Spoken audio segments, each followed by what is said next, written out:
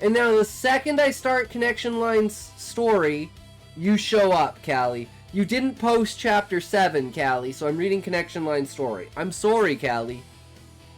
Not right now. No, I'm not actively searching.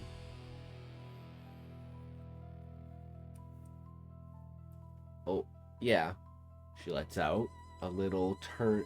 She nods a little, turning around to walk to the living room. We added you. Connection tried. He tried, bro. He tried.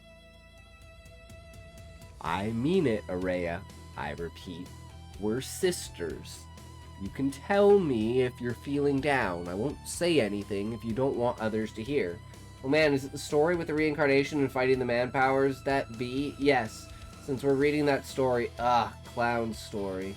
Feel like I'm on my knees and your pants are down. Keep screaming at me, Daddy. The lesbian girl dating me was kind of whiplash, bro. I had to pause. Never thought I'd be that femme yet. True.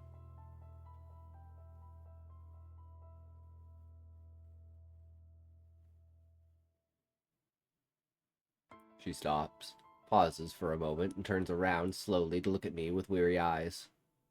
I don't know what to do, Callie, she admits. In regards to, I ask. Sighing, she glances around the room. Can we talk in my room? She asks, her voice lighter than normal. I nod and walk towards the stairs, helping her up where needed.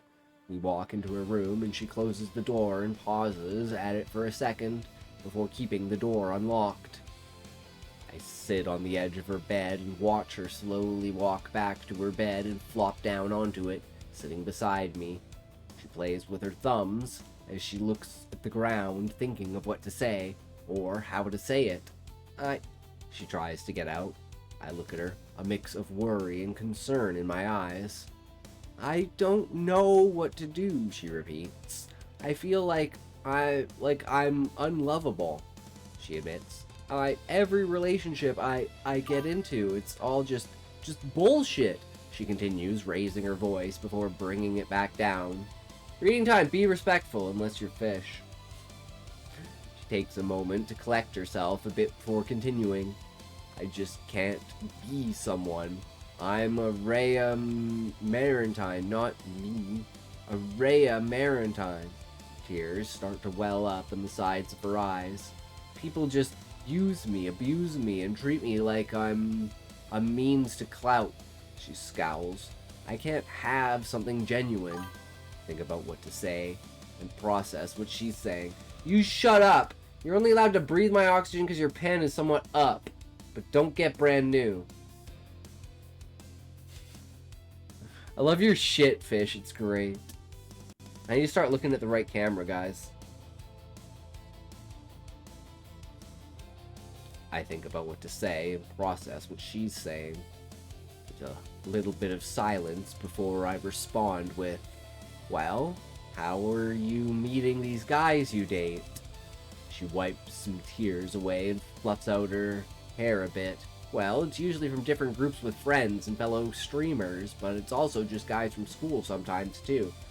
Oh, fuck yes, Talk. Look down at me with your judgment gaze.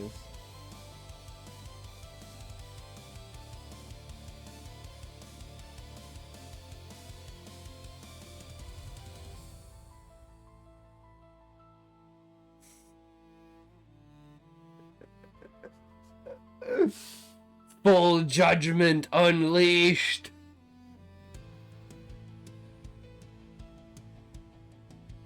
She wipes some tears away. Sometimes too. Jesus, how many exes do you have? I asked. No offense, just, you know. Yeah, that's going into the Goon collection.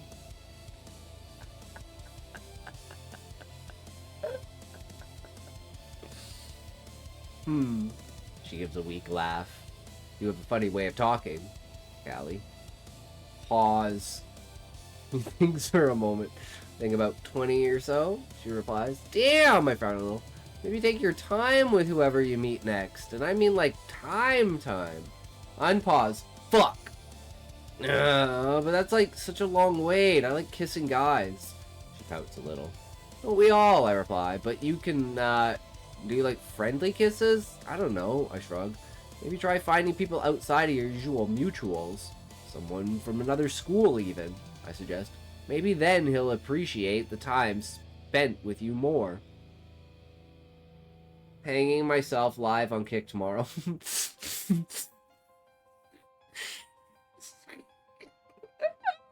through connection line, I was gonna say that'll be the second death on Kick. One by murder, one by suicide. All we need next is like a ritualistic sacrifice.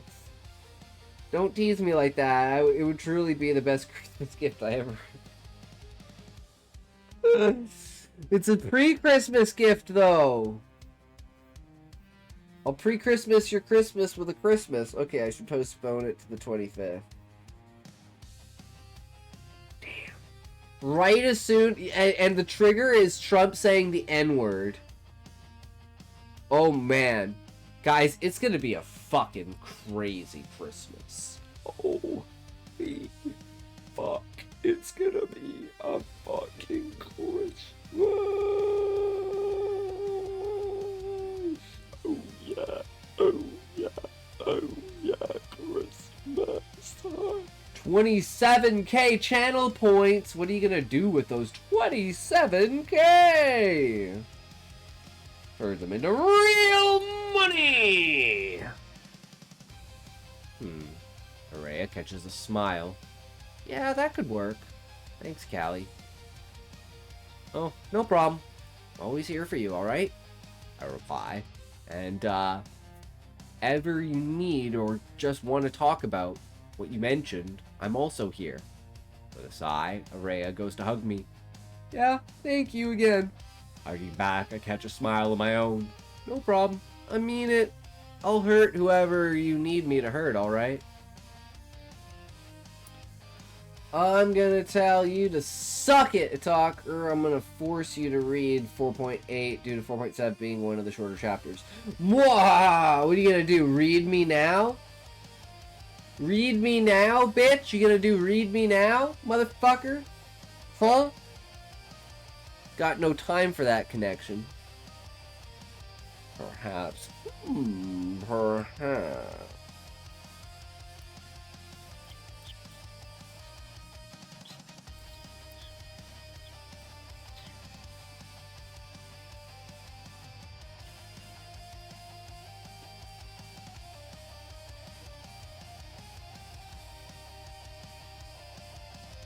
Maybe this will teach you not to cheat on a talk. He can shut up and read these now. Read! I mean, it's fair. It's fair to say, but I'm a polygamist. I love open relationships, and I love being cucked. So, it's perfect. Callie still has the most amount of hours watched on me on his stream recaps, so that's all that matters.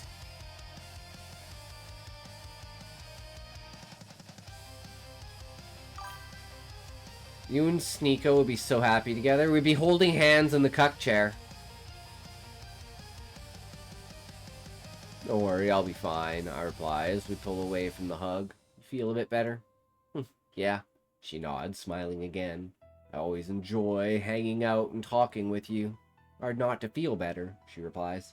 Yup, that tracks, Scotty. I could tell that just by looking at you. 100%. Perfect. That's what I'm going for. Which means I'm accomplishing my goal.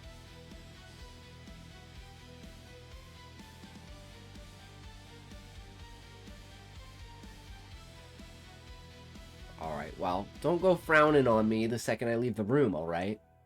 I smile as I go to get up. I won't, she smiles back, doing a friendly get out gesture. Get out of here, you. I love you. I start walking to the door. I love you too, she replies back. I walk out into the hallway and close Araya's door as I leave. Walking to my room, I text Milo about the whole pyramid thing, and he says that Lucas already told him and the others. I reply with a thumbs up and ask if he wants to hang out, to which he obviously says yes. The rest of my evening was spent with Milo, so here's a cool time skip to Wednesday. Wednesday was mostly spent doing some training for the meeting and talking about what I witnessed on Tuesday. Spent the whole day hoping something like it won't happen again. We discussed the location of the meeting, how we'll get in, what we'll do once we're in, and how we'll get out. We also discussed which ice cream flavor is the best. My personal flavor is mint chocolate. Fight me. After eights. Hey man, after eights. After eights are great, so I can't complain. Chocolate and mint definitely goes together. A close second is literally any flavor involving caramel. Get me a mint caramel chocolate ice cream and you're one of my favorite people. After eights. I fucking love after eights. Anyways, on Thursday, we discussed the date of the meeting, which is the Tuesday 2 weeks from now. We also trained some more, mostly practicing getting past security and hiding behind a fake wall. It was surprisingly fun being cramped up between 2 walls with 3 others. Just kidding, it wasn't.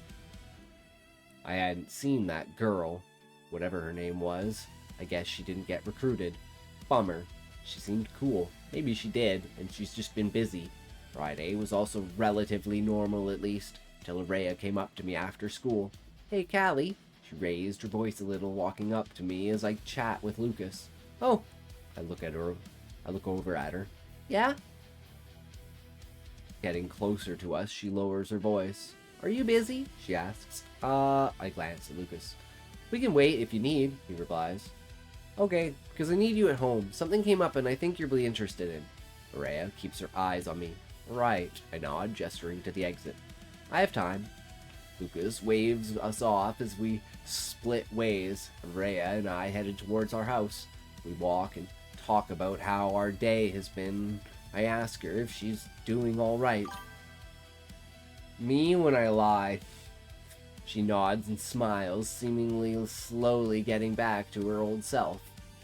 I still had the crutch. Are you an Xbox controller? Cause I want to play with your joystick. Hell yeah, Mike who Cheese Harry, how's it going, Mike? How are you today, good sir? We got a new camera angle going up in here, thanks to Smokey. So you can either blame or thank Smokey that we have this new fantastic camera angle that I keep looking at the... I am just chilling. Hell, you're my favorite. True. Mike who Cheese Harry goes hard. Getting into the house, I help Araya up the stairs and we go up into our shared bedroom. Araya closes the door and sits down on her bed. She takes a moment to appreciate the room before clearing her throat and looking at me. I have an interview this week, Monday, she begins. Mr. Keys himself. What? I raise an eyebrow. Sighing, Araya glances out the window before looking back at me. He wants to talk about the whole derailment situation and have me be an outlet to look like a good person, she explains. He also wants to talk about other stuff, though I don't really know what it is. I go to speak. I asked if I can bring you along, Araya continues. He said yes.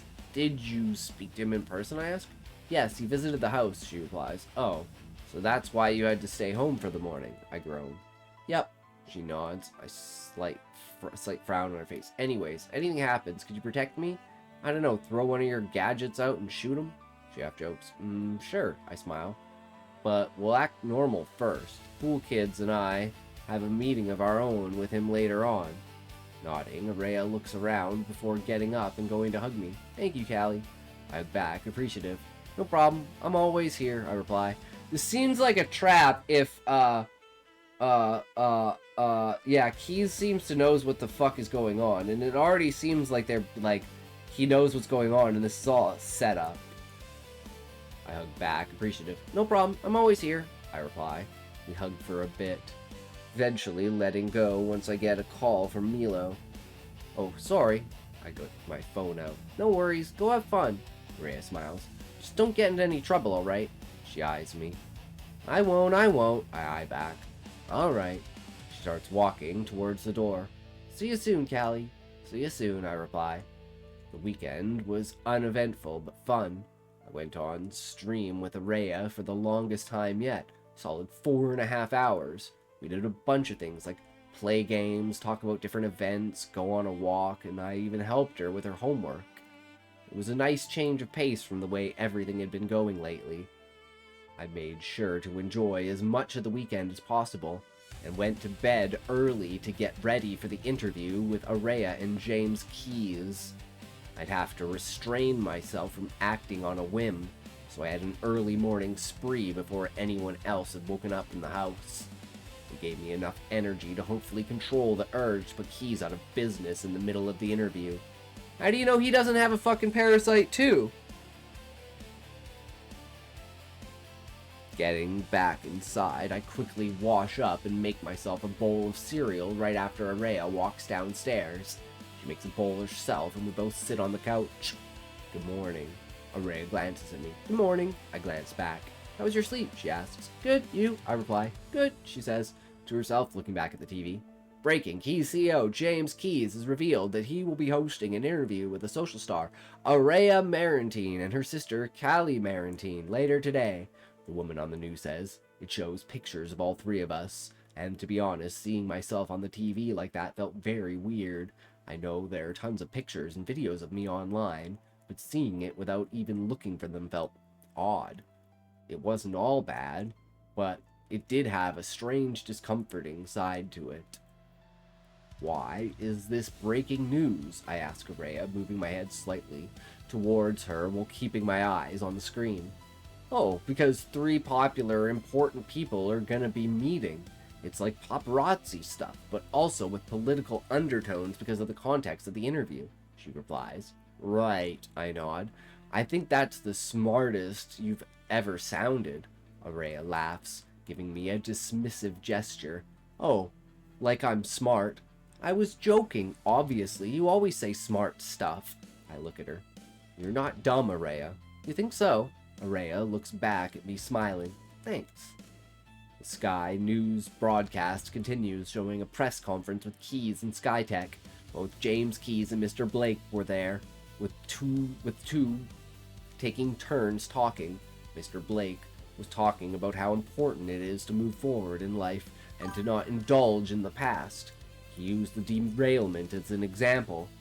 Just want to clear something up. I think you glossed over a part where Callie's parasite orb tells her that Milo's shadows are no orb, false orb, basically implying that Milo doesn't have exactly the same thing as Callie. Doesn't mean he doesn't have a parasite per se. Just thought I'd remind you. Well, I figured the ones in this world and the ones in the world Callie is from would be different. Like different versions of the same source from different realities kind of idea. Yeah. It just kind of makes sense, right? The things from different realities wouldn't be the same. Especially considering the vast differences between, like, this reality and what Earth was, right? Not even just with technology, but... Oh, speaking of... James Keyes chimes back in. We have an interview later today. You have a meeting later today, Mr. Blake gives an awkward laugh. I am busy with a visit in the outskirts. Right, James nods. I will be talking with the Glass City star, Araya Marantine. He nods a little and looks at his desk for a moment, his hands outstretched. That and her elite sister, Callie. He takes a short pause, putting his hands together. I've heard she's quite the genius, that one. He continues, I do believe a solid conversation between us three the three of us will be more than interesting. And although I am aware of their loss due to the terrorist attacks, it is something we must discuss, he concludes. Araya scoffs her head. It's all just a joke to them. Conference continues with reporters asking why he chose us out of everyone, and he explains that it's just one of the people he'll be interviewing in the week. We're not as special as it seems, I guess. So I suppose this makes more sense, interviewing and chat with as many big names as possible to get people to listen to you. I can't knock the plan there. Finishing up, we get ready and turn off the TV. The broadcast was live a few hours ago, and it was almost time to head out for the interview. I can only hope it all goes well. We have to be on our best behavior, Araya says as she gets her backpack on. Oh, what? Stream Hub World, what's up, brother? Welcome, how's it going? We got a new angle going on today. You like the angle? Oh, the dangle!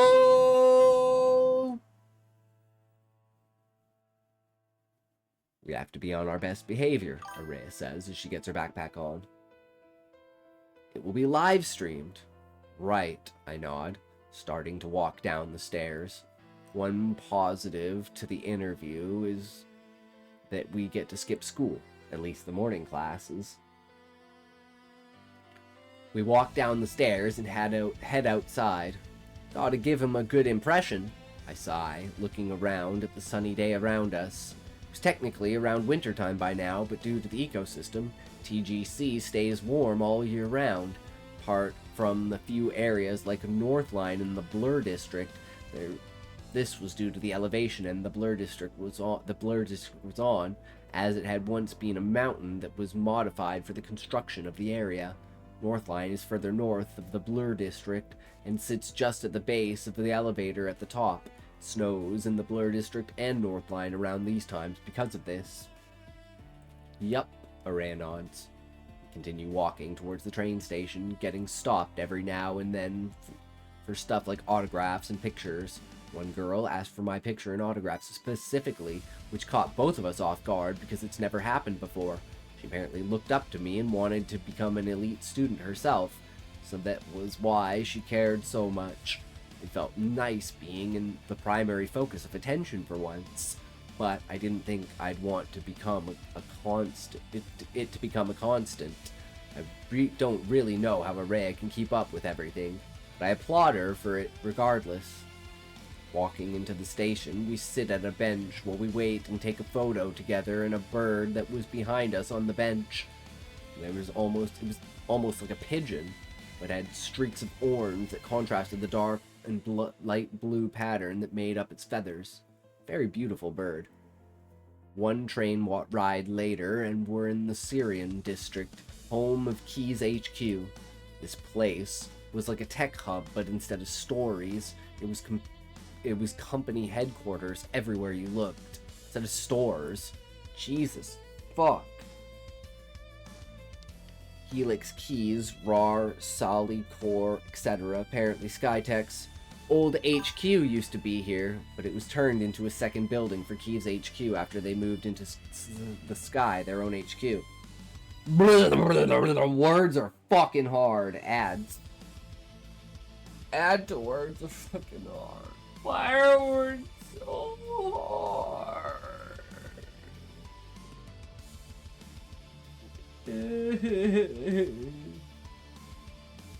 I don't trust words.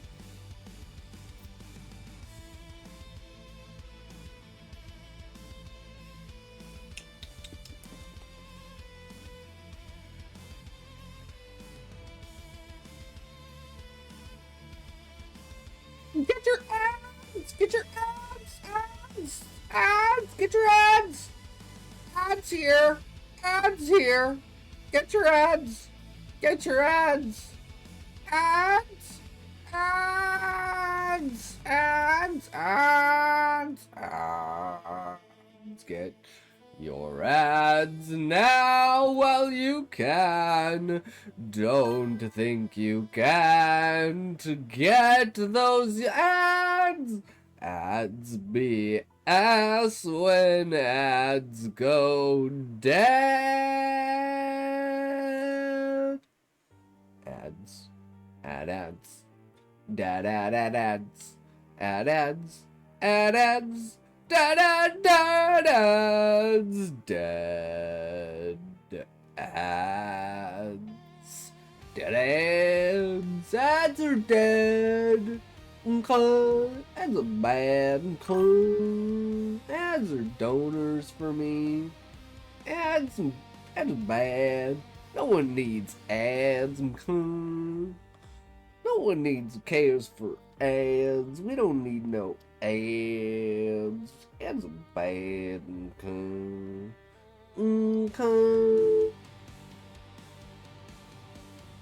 HQ, HQ, HQ. Saying that a lot, huh?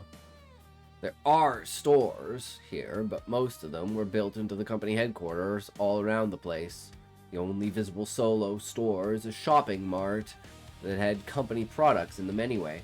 Sun Tzu.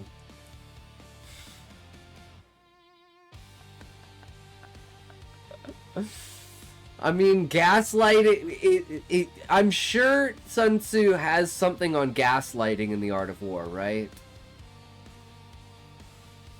Like, convincing your enemy that they're bad, that their plan is bad, even though it's good. Like, that's got to be like half of negotiations, and diplomacy is just gaslighting and confidence. Pretend you know everything and you're right, and everyone will believe you. Because who would say such crazy things if they're not true? Right, Trump? You wouldn't say all this about Bill Clinton, and you wouldn't say all this about Prince Andrew if it wasn't true, right? And just like people wouldn't say, you know, all this stuff about you and Bubba if it wasn't true, right? Am I right? I feel like I'm right here, but, you know, I mean, I could be wrong, but it is what it is.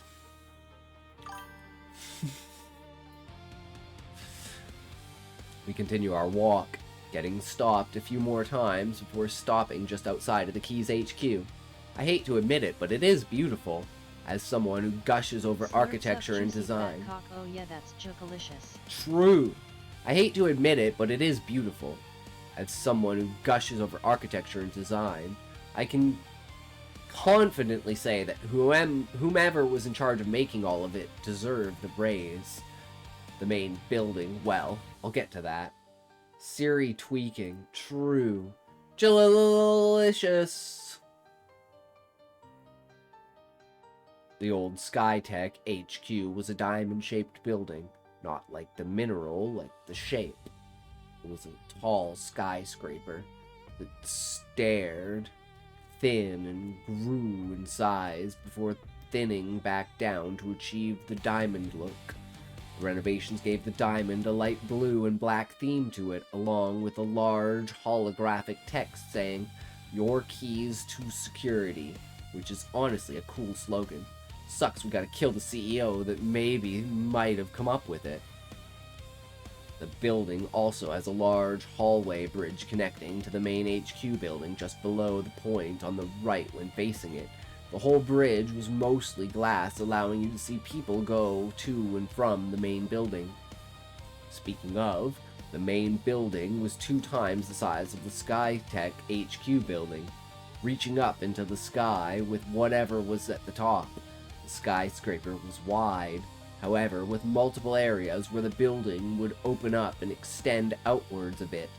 These extensions were different plazas for employees and visitors to enjoy the stay at the HQ, which was common practice in the New Worlds. Happy workers creates happy shoppers, and happy shoppers create a happy economy. What made the building especially special was that it was split in half. There was a hole in the middle with a giant key going through it, connecting the 2 halves together. They must have had some elevator system going through the key area that made a small set of emergency stairs. Whoa, I gawk, looking up at the building, trying to understand what I'm looking at as I can. Cool, huh? Araya looks up for a moment as well, before looking towards the entrance in another plaza. Come on, let's go crush this interview, she says, grabbing my hand as we walk up towards the building. Yeah, I nod, getting dragged by her as I continue looking around. It really does suck that such cool architecture comes at the cost of a shitty, almost dictatorship-like society.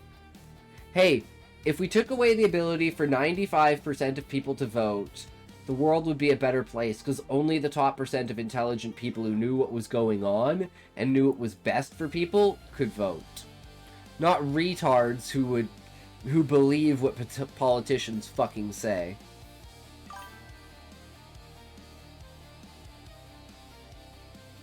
We walk inside, Araya letting go of me as we walk up to the main receptionist area. Oh hi, The lady is, and the receptionist puts some paperwork away as we walk up. She looks to be in her early 30s. Democracy is for the people by the people, but the people are retarded. So then you just wind up with retarded people for retards. And it just keeps the endless cycle of retardation.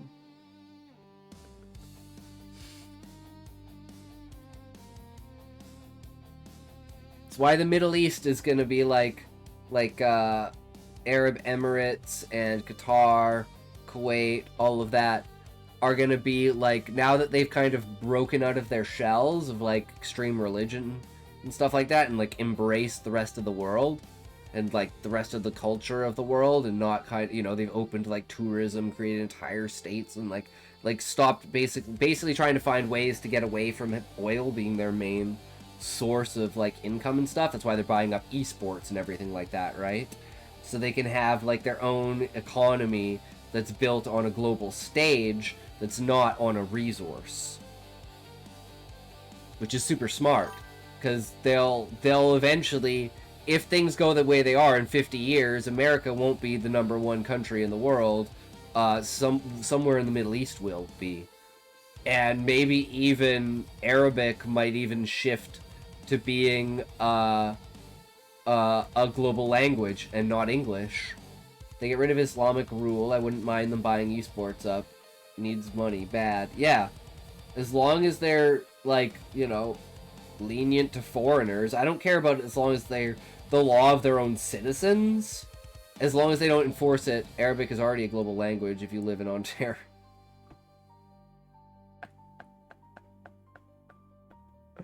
That's fucked up. That's fucked up. Not really a bad thing. No, not at all. I think it's a beautiful language. I just don't... Just crazy how fast it happened. Yeah. Well, I mean... It's kind of like what they do, right? But everyone does it. We've just stunted ourselves. So it's our own faults if we go extinct. If white people go extinct, it's Karen's fault. She made it happen. And now there's no more white people. Because of the way we're going, there won't be any more. Like, what happens in a world where whites are really the minority and treated like the minority, and we're like fucked? What would the Jews do? Would they start painting their skin brown? And picking up an accent? And then no one would ever know that they were Jewish. Or they are, you know, they are brown Jewish. I am Jewish, but I am not ethnically Jewish. A world where everyone is cute cat girls, and we all just make out. Sounds like a good time to me, connection line. Everyone is less racist. I'm in chapter 4 of The Hobbit. Ah, are you reading it on stream, Callie? You should be reading it on stream. Why aren't you reading it on stream, Callie? Chapter Fart. Fart.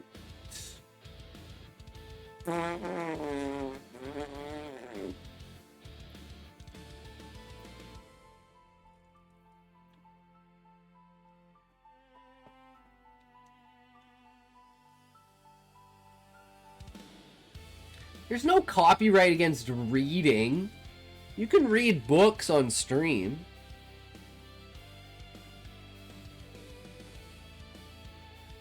You can't watch like a movie, but you can read a book.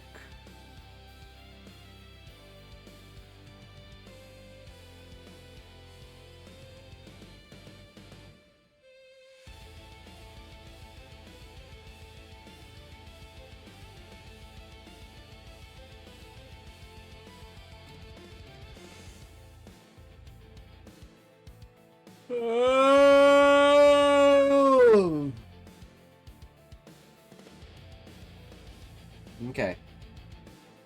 Are we ready to continue?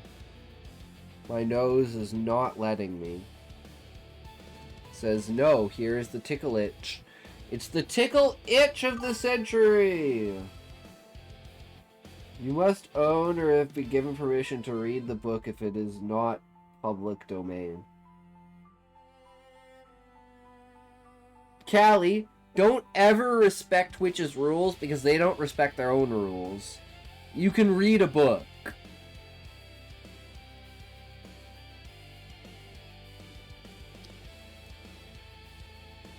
And isn't The Hobbit public domain because it's been 70 years? You can only hold copyright for 70 years. Yeah, nobody ever follows that because it's like jaywalking. Yeah, exactly. Exactly. Like, I'll prove it to you, Callie.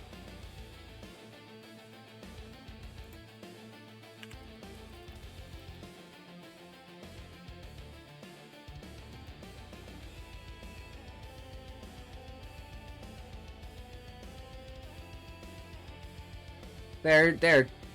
AI reads The Hobbit. 1 month ago.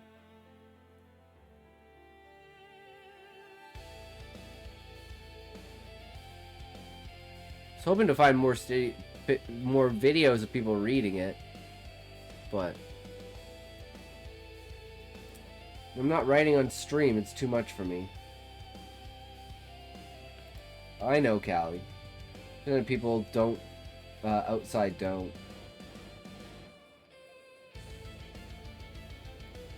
I'd write on stream, but I have nothing for a setup. You don't need anything for a setup. You just need to click the go live button and start typing away. Just pull out your phone, point it at yourself, or stare down at it, type at it, and be like, yep, we're writing a story.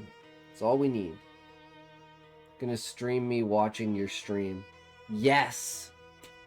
And then you're gonna get hundreds of views, connection line. It's gonna be amazing. I can absolutely see it, 100%. That's the ultimate react. And then you can be the react to me, and then you can make clips and shit and react to my stream. Oh my god, yes, the clout. The clout is real, and then I'll be chasing your clout from my stream. God, this could be crazy, connection line. I love the idea. I absolutely love it. Talks, Poppet found out I like being made fun of, and now she keeps making fun of me, and I don't know, man. Don't tell her to stop, but at the same time, why? Ha ha. Ha ha, Callie. That's what you get. It's because she likes you, Callie. Okay, how do I go live? Are you on a phone or are you on a thing?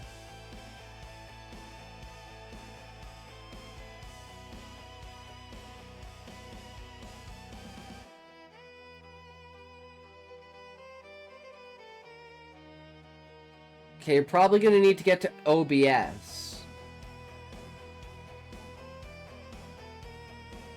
But you might just be able to go to Twitch and hit go live through Stream Elements. I don't know, I use OBS. You just download OBS, you just go to the stream, you go to Twitch, you get the URL link, and you click go live. Super easy.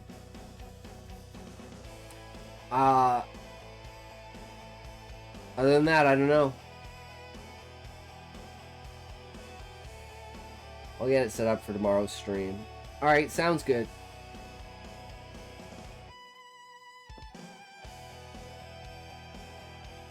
You should set up a 24-hour stream that just watches my main YouTube channel of every stream that I've done, connection line. Talks, I found out I started feeling like I'm writing more like Tolkien the more I read him. I feel like I made it much easier to write. Oh yeah. Because you can just go to the main channel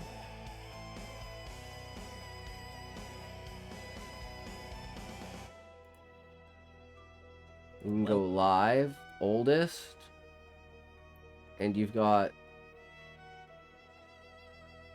hundreds of hours. And when you run out of the live ones, which you eventually will, then you just go over to videos, and then you go oldest.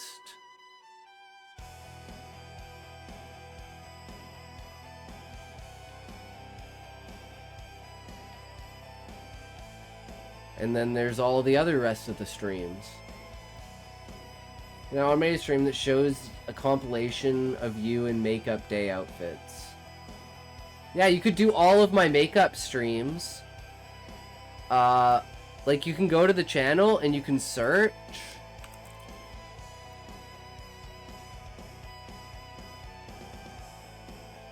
And it should bring up every single makeup stream. Because I have makeup in the title.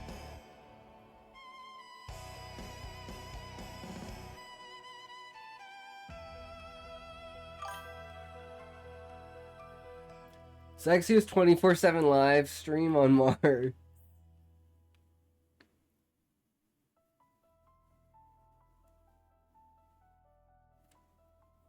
Hell yeah. Sounds like an epic time connection line. I condone it. I'm down for it. You pay for your college fund, Elon Musk's goon dump. Yep. And then, you know, use that to pay for your college degree. If they made a candy out of your head, it would have the negative side effect of lowering IQ.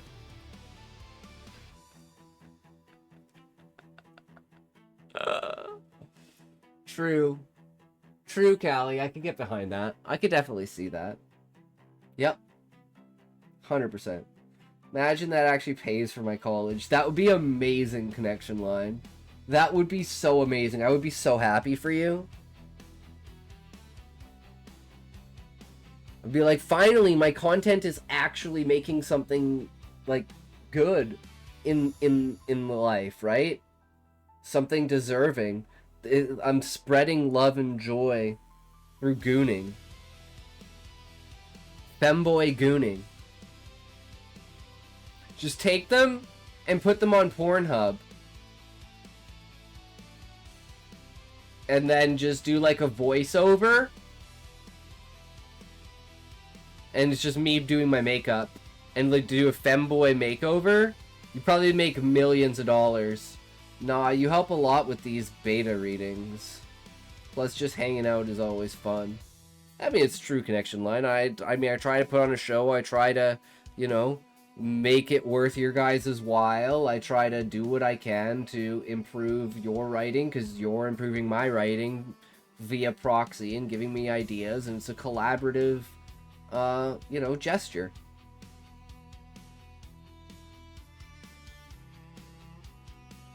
Oh, hi. The lady is the receptionist. Puts some paperwork away as we walk up. She looks to be in her early 20s. True. Hello, Araya greets. Are we early, she asks. Yes, the lady nods her head. Mr. Keys is just finishing up a private meeting, but you should be able to start heading up now. I'll let him know when, let him know you're on your way, she smiles. Alright, thanks. Araya nods. Come on, Callie. She gestures to follow her as we walk toward one of the many elevators. You have to do more when you read. All you do is read and then you go to the next story. It makes me angry. Wait, what do you mean? Do more when you read? What do you mean, Callie, do more?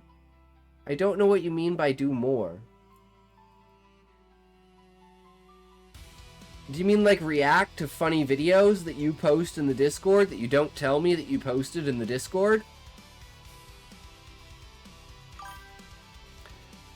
He usually gives thoughts at the end, but yeah, sometimes talking about it as you read helps. Oh! Oh, you mean giving my thoughts as I'm reading it? Because half the time I get the thought and I go, okay, well this is what I think, but I'm trusting you to solve that problem of what I'm thinking about, and half the time you do. And the other half of the time, you hint further down the line that you're going to. Helps to know what people think while they read.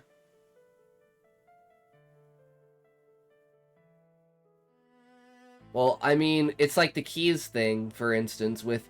Well, it's like, why did they pick Callie? But I even said that. I was like, oh, you know... And same thing with, like, thinking that Keys doesn't have a thing. Like, I don't really have that many thoughts about this chapter, because I don't feel like connection lines, there's a lot going on in this chapter. So I don't feel like I have a lot to comment on. It's like, oh, we're describing buildings, but you've already said that that's just Callie because she's into architecture, and you've already mentioned multiple times that she's heavily into architecture, so that's something she would pay attention to. So it's like, I feel like anything that I would say about this chapter I've already said, so I just save it for the final conclusion for a total, like, how do I feel the progression of the chapter is, because so far it's a very smooth, just, you know, we're going through the beats of the motions to get to the next part of the plot, right? Well, I get that, and I'm just saying what I think Callie is talking about. And I get that, and I would normally do that. But if that is what Callie's talking about, and I normally would do that, I just don't feel like I have a lot of feedback to give on this. Right? Like, the further you get into the story, the less and less feedback I have to give, because it's something, like, I've previously already given feedback about, and since the story's pretty much already published... No feedback on Araya's venting, lol.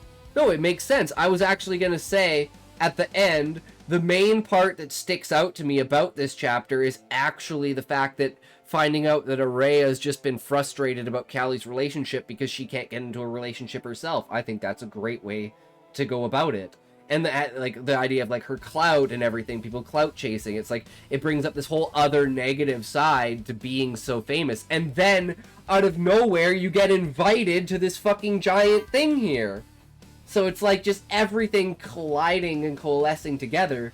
And it's like I'm trying to hold my tongue because every time I would say something, it would pop up again. And I'm like 3 or 4 sentences later. So I'm like, okay, if it doesn't pop up in the next paragraph, I'll say something about it, and then it pops up. Well, like, I don't usually get critique unless I have questions. So I want, like, what did I do well? What can I do better? I don't know, man. Feels like I get nothing except awesome. Callie, my thing is I'm just a developmental edit. I'm not about the words on the page. You could say, he goes, does up, went over, be bad, but be back, does what goes, for, been, how, do. We were up and then went down, it was over, but that was cool. And I'd be like, damn, that's poetic as fuck. I don't quite know what you're trying to say there, but it sounds like you're traveling and you're going up and down and it's over, but it's a very, very esoteric and poetic way of saying it. Does that make sense? My booty quivered, it was not ready for the mustard man. So we vibrate a little. See, there we go. That's nice to hear. And Callie, like I said, your story requires a connection, a high degree of, like, connections between ideas in order to contemplate the full scale of it, right? It's not basic, it's depth. I was expecting the Muffin Man. Yeah, me too. Mustard Man was a little bit odd. Did I say connection instead of Callie? I'm...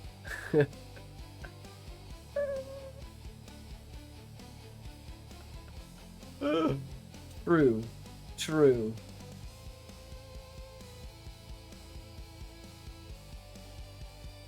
No, you just said the word. So I had to pull a Fantastic Four. Say that again? I have no idea. I'm not connecting. Glitch, glitch, glitch, glitch, freeze, glitch, freeze. Freeze, glitch, glitch, freeze, glitch, freeze, freeze, freeze, glitch, freeze. Freeze, glitch, glitch, freeze, connection line, my name. Whose name is connection line? I don't see any connection line. I don't see a connection between a line anywhere for a connection that could be a line or a line that could be a connection. You said connection mid-sentence. So funny. Wait, so like just mid-sentence I just said connection for no reason? Damn, man. I think that's a Freudian slip there. Shit. I want to connect to you. World Line Century Prime. I can get behind that. Hundo Percento. I can get behind that.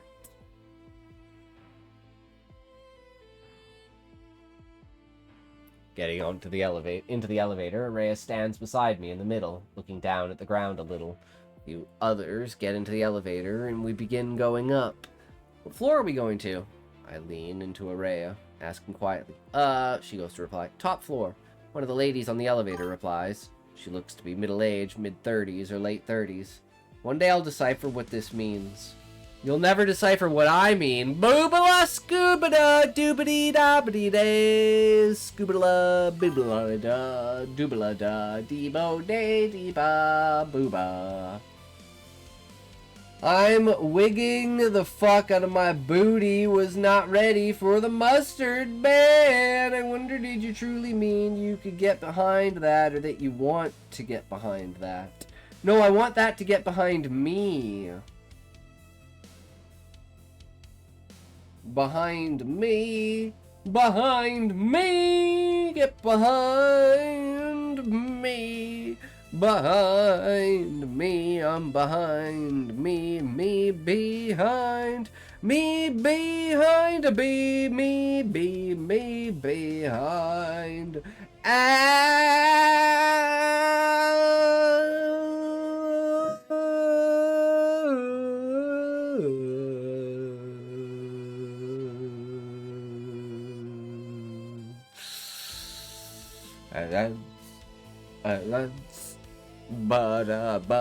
Ads, ads. It was a literal statement. A guy I went to school with had an acid trip in which he saw muffins running around, and then that inspired him to change his name to Muffin. That was what he told me. Damn. Poor Callie trying to wait for his story, if only he didn't disappear. Yeah, Callie, is chapter 7 ready and posted?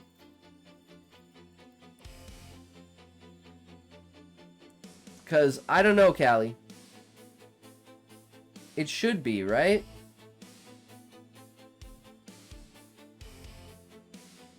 I hope it is. Okay, I'll be right back.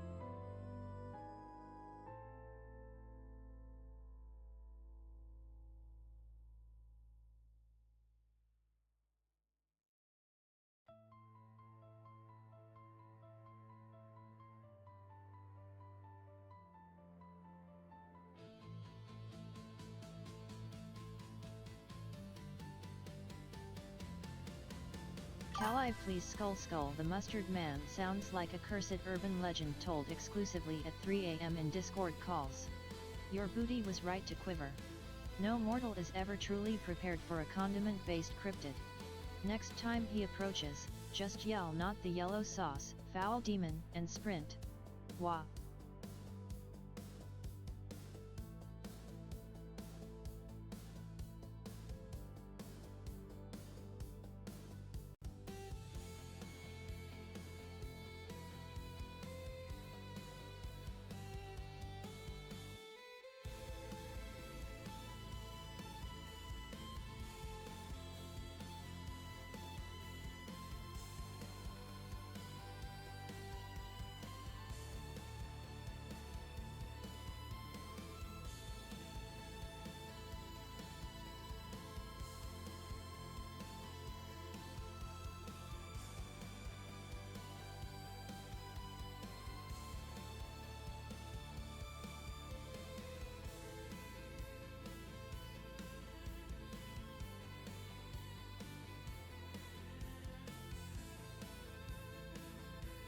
Ugh.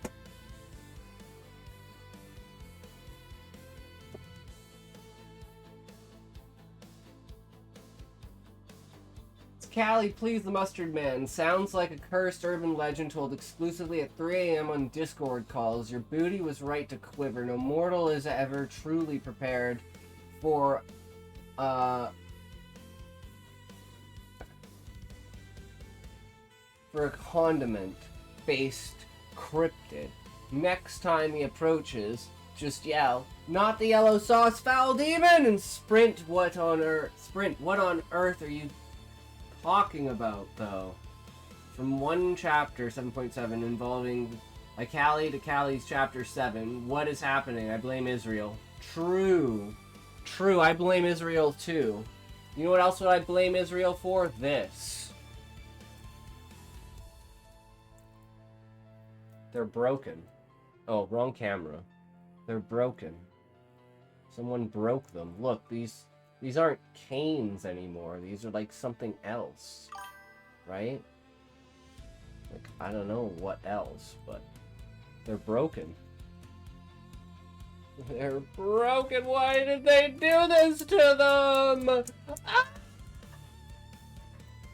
It's not fair. Share you, goofy showbo. No! Mine! My candy cane. Even without the crook top, it's still a cane.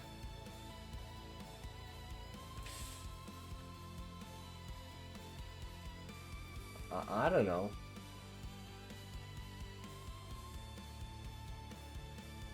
Your mom's a cane. It's a J. You're a J.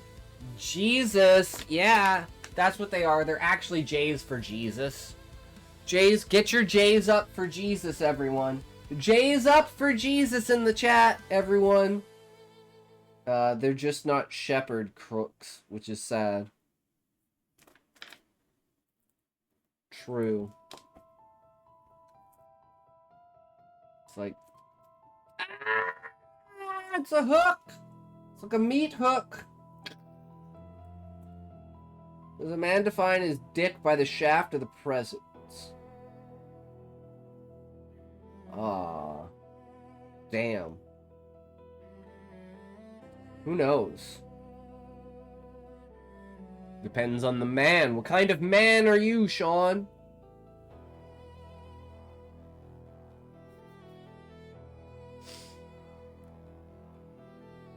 Thanks. Araya nods and smiles at the lady.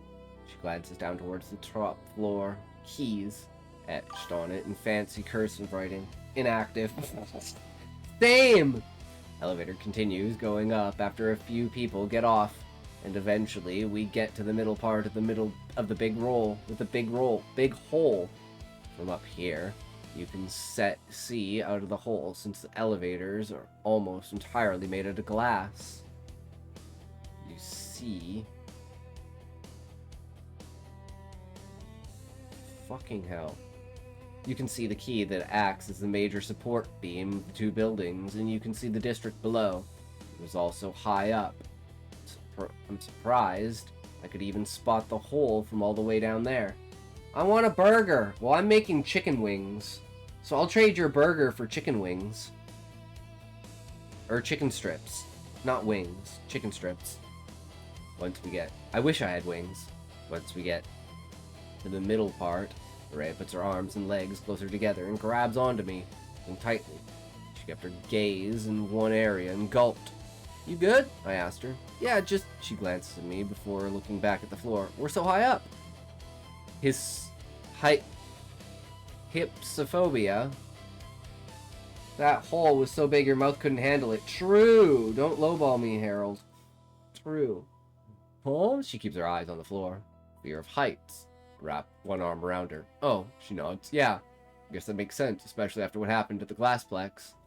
I hold on to Araya as we slowly but surely make our way up, letting go once we get to the top floor.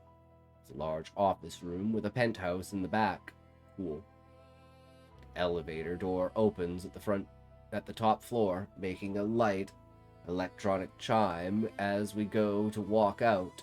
2 men and a woman with a clipboard walked by us, glancing at us as they walk into the elevator. One of them was Mr. Blake, CEO of Skytech. Glared at me and Araya the longest, giving me the slight sense of unease. I'm sure he just sees us as some strange kids and that don't interest him, and only glared due to us being all the way up here. Continuing to walk forward, we approach the office entry, and Mr. James Keyes himself greets us from behind his desk. "Welcome," he boasts, arms outstretched and legs up on the desk. He was wearing boots of all things. "Sorry you had to walk past Blake. He's not excited about visiting the outskirts," he explains. "Any side eyes or weird looks, I promise, wasn't on you," he assures. "He's good at putting on a friendly facade, I'll give him that." "Why would he be mad? Aren't the outskirts off limits?" I ask. "I'd feel good knowing I can just freely go there whenever I want." "Right?" Keyes nods. "Until you go again and again and again, loses its charm pretty quick," he replies. "Makes sense." "Ah." I nod a little. "Well, come in. Feel free to take a seat. I'll have the cameras up in a moment." Gestured to some seats on a couch and as he stands up. "Be right back." "It's a trap! It's a trap! No, it's a trap! It's a trap! Run while you can! It's a trap!" We sit down as he goes into the penthouse to grab some stuff or whatever he's doing. I take the time to glance around the room and study it, since I'll be back here very soon. The office was decently big. Okay, only watch the first 13 seconds so we can read the connection story. Death Star's shield is still online.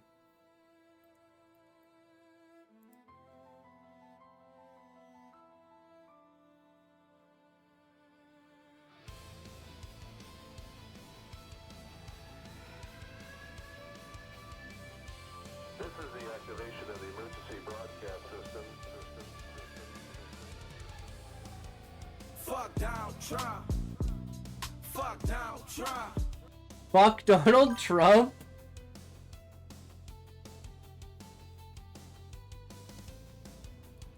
Why fuck Donald Trump? Because it's funny?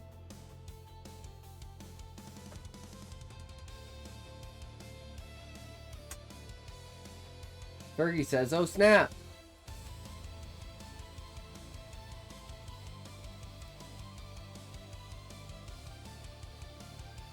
He's fucking evil. But Callie, it doesn't matter. He's doing what he's got to do. How is he evil but he's like stopped wars? How is he evil but he's making America great again? Even though he's being a pussy-ass little bitch and he needs to go harder. And he needs to deport everyone and kick everyone out of the government. And say, you thought that government shutdown was bad, wait for this one. And then goes crazy. Like I said, we need a dictator. Unfollowing. I mean, fair enough. You're entitled to your opinion, Callie. Not saying he's a good guy, but what leader is?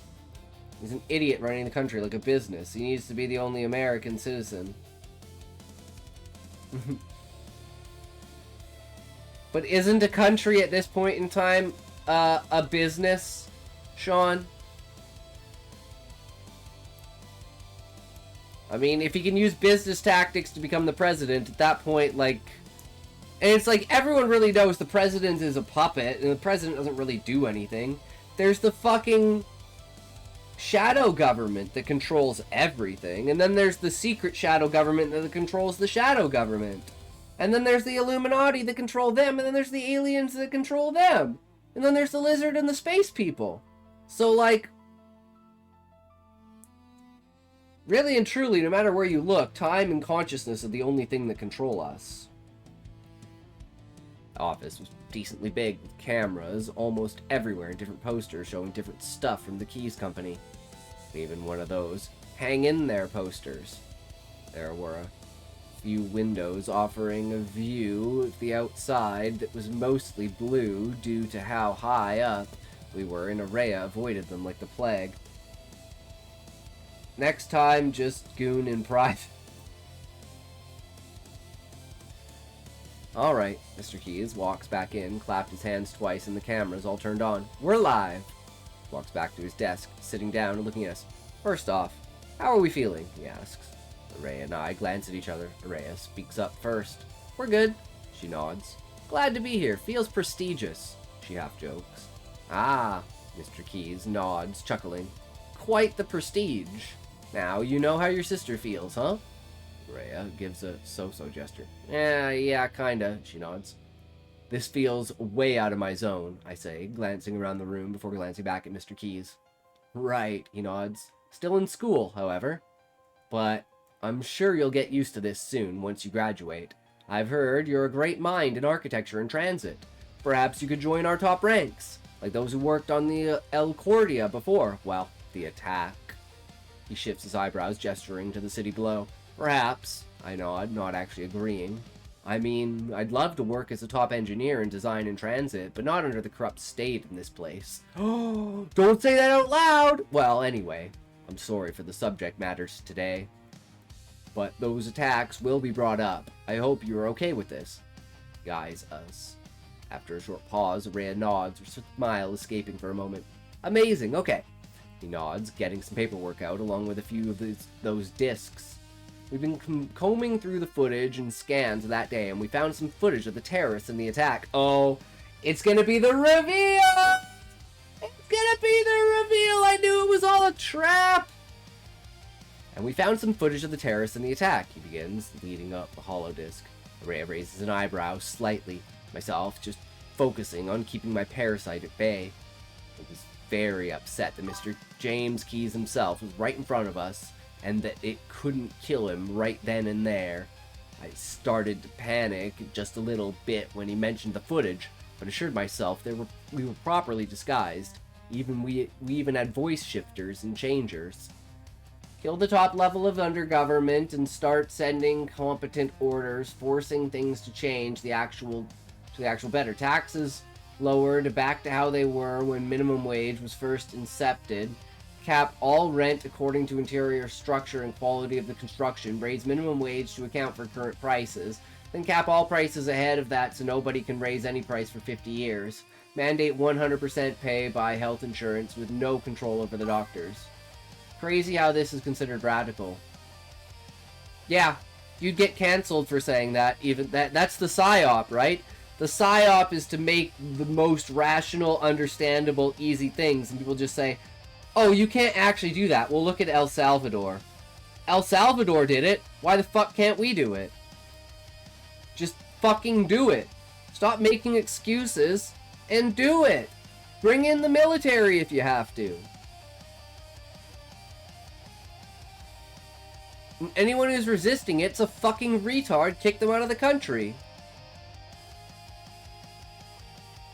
They'll immediately stop doing it. Whatever happened to pride in fucking America? I'm a Canadian and I still like, you know.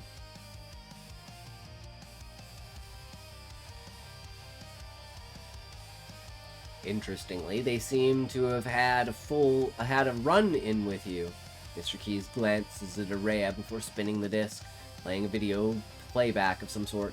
I don't remember much from that day, if I'm being honest. Araya scratches her head and leans in a little to see the video better. Right. Which would make sense due to the nature of your injuries, Mr. Keys nods. I just thought you'd like to see this. Video was security footage of us fighting off the guards and grabbing Araya.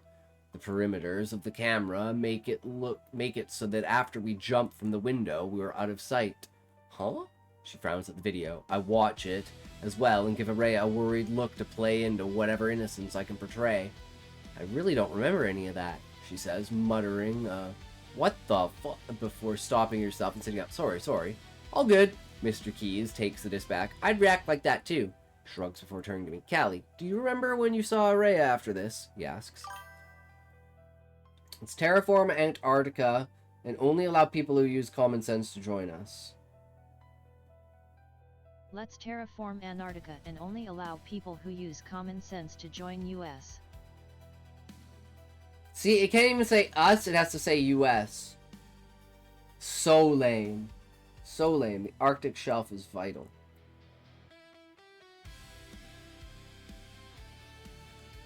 What?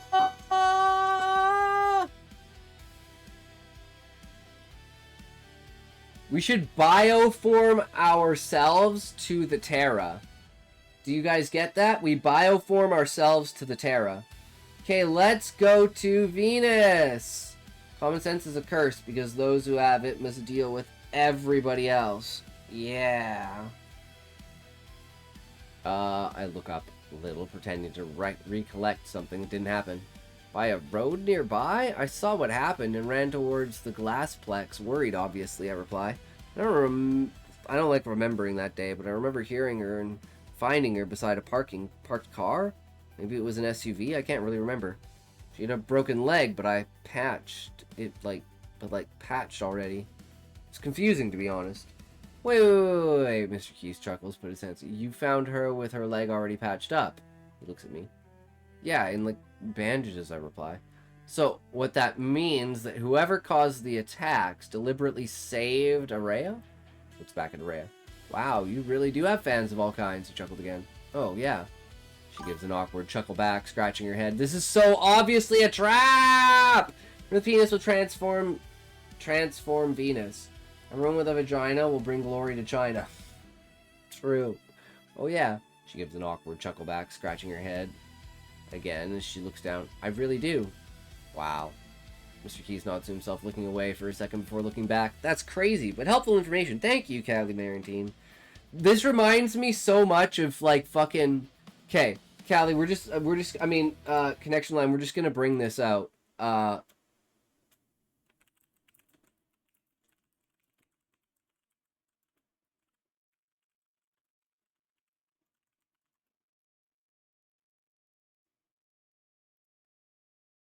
This fucking scene. Wer sind denn Ihre 3 Fashion-Begleiter?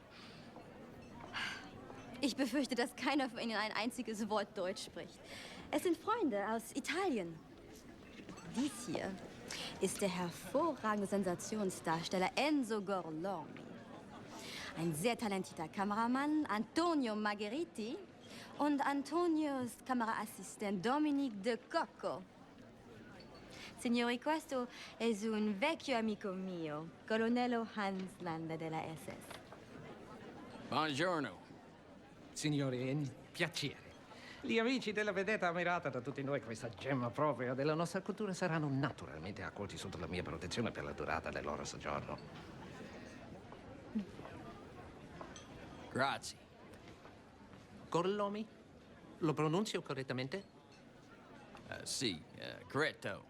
Gorlomi? Per cortesia, me lo ripeti ancora.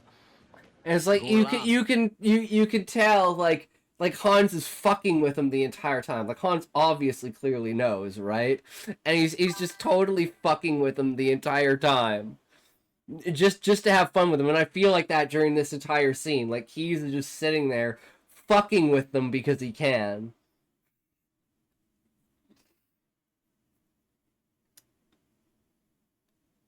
So would that mean whoever caused the attacks... Oh, we already read that. Helpful information. Oh, no problem, really, I know. Whatever helps. The interview continues on. Keys, asking different things, like how it feels to be an elite student and how Araya and I's relationship is so strong. We also got into a debate on which of the 3 Cruiser films were the best. Mine is 2, though. Anyone reading this probably wouldn't have seen any of them anyways. Keys finishes the interview with a pop quiz on different things around the New Worlds, a send-off note for Lily Hart, and a gift for each of us.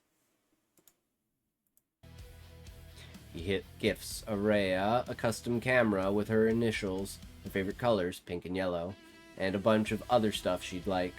He gives me a full, accurate, and runnable train model, one of the ones used on the main lines. It had buttons for doors, lights, chimes, announcements, and even a remote control for actually driving it on any of the mini-track toy sets. Honestly, I know it's mostly to keep a good public image and the guy behind the gifts is a megalomaniac asshole, but that can't stop me from appreciating the gifts. It was cool, both of them. Araya seemed to have liked her gift too, and she was smiling and thanking him. No problem, he replies. Both of these were custom made by the company each product is under the Keys branch. It's the least we could do to thank you both for taking the time out of your day to come here and, well, for being such model citizens, he explains. I hope you both enjoy, and I do hope you both enjoy, and I thank you for coming out for this interview today. I'll be right back. And I just have to say this connection line. Fuck you. Because you're like, man, this chapter is really short compared to the other chapters. Sure, bud. Sure, bud.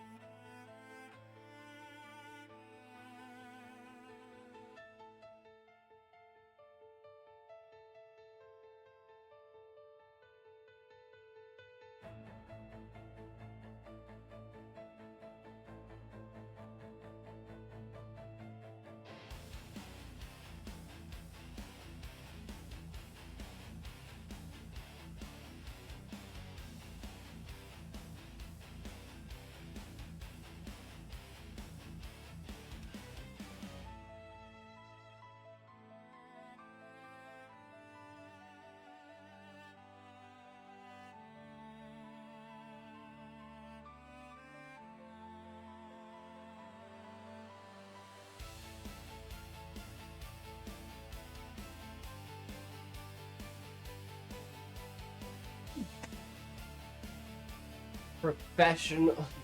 Me, when I lie. Professional rage bait.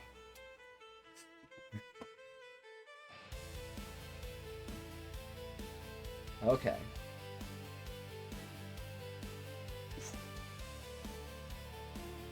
Here we go. Well, that's all the time we have for now. He turns to one of the main cameras. So I'll see you all tomorrow when we reveal the next interview. Stay safe, New Worlds. Cameras all turn off and Mr. Keys turns back to us. Enjoy the rest of your day, week, month, and year. He smiles. It was nice meeting you both. You too, Araya nods as she gets up. Myself following. I just nod and wave goodbye as we get to leave. Getting back to the elevator, Araya lets out a big sigh. I wish evil was more obvious sometimes, she says. Well, if it was obvious, it wouldn't thrive, I reply. Araya just quietly nods, holding her camera. We get back home after a little bit, deciding not to go to school for our last class. We walk up the stairs and put everything away, both of us going into our separate rooms to put our gifts somewhere. The rest of the day was spent training with the others and hanging out with Milo. The rest of the week and the weekend were mostly spent that way, and soon enough, Tuesday rolls around. God damn it, I was like, if I don't go now, it's going to be like another 25 minutes before the end of this chapter. And I was just waiting for the chapter, and of course, I didn't wait long enough. That's my luck. I'm literally the meme of the guy who's like one pickaxe away. It's like, I stop here, and then the gold is here. And I'm literally like, you know what? I'm done. I'm over it. Fuck it. I'm out. And I walk away, literally 3 pickaxes away from hitting gold.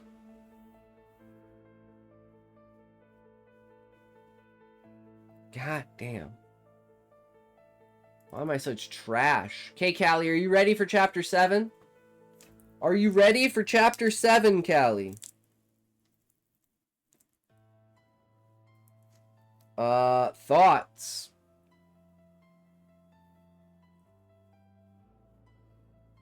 I think I pretty much said everything, right? Like,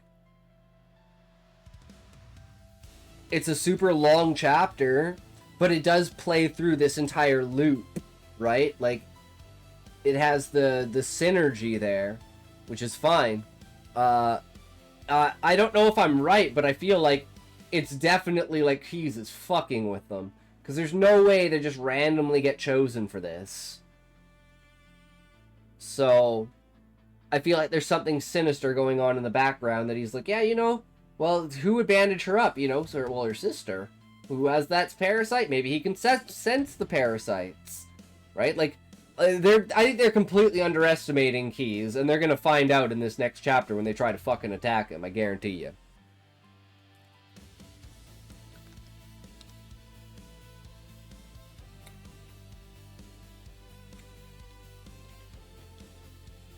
Not gonna be fun.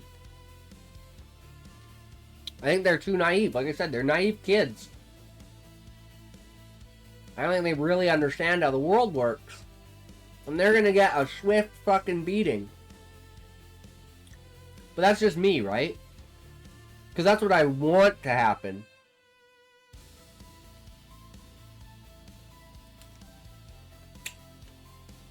Well, Callie, in that case, should we just watch this hour-long video about fan fiction and then call it a day? Is that what we should do, Callie?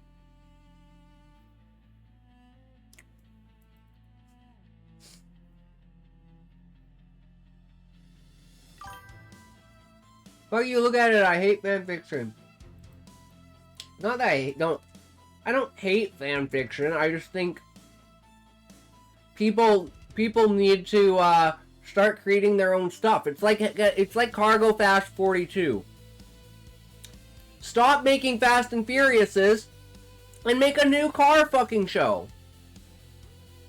Right? Like you don't need to keep the same IP. Come up with something original and new, but have it still be car racing. Just because the Fast and the Furious did it doesn't mean it's fucking copywritten or some shit. You know what I mean?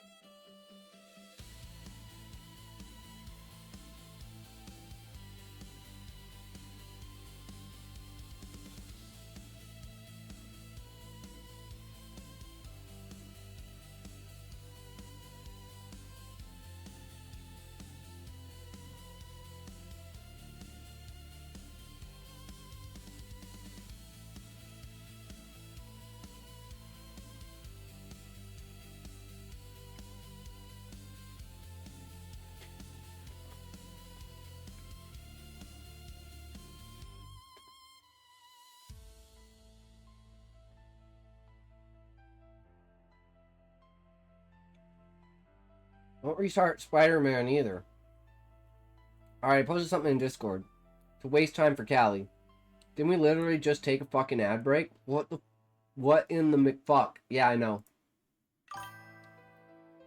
You're back? It still says we're in ads for me.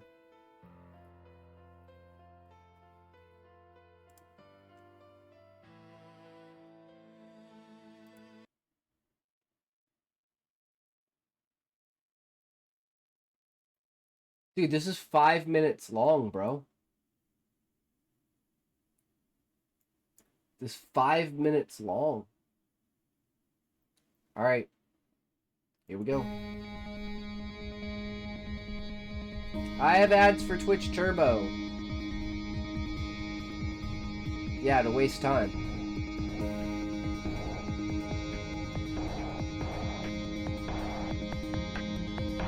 But I think Callie's ready. Are you ready, Callie?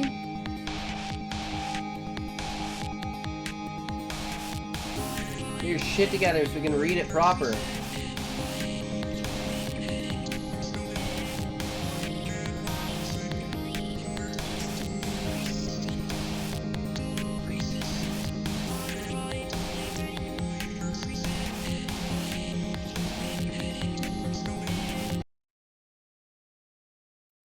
Alright, I hate that about Discord. You change the tab and it stops playing whatever it is. So fucking stupid. Now it's gonna start over. Sorry. I guess that's just the way it is. Neat video, Amazing Grace with cat sounds instead of instruments.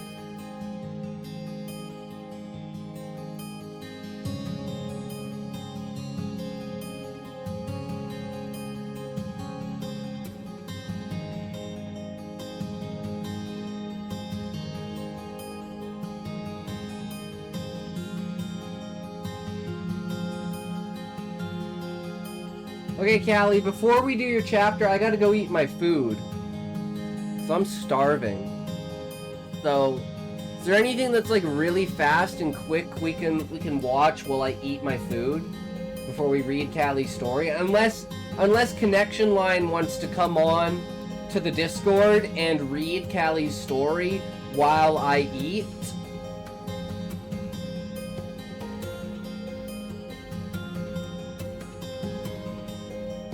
Up to you guys, though.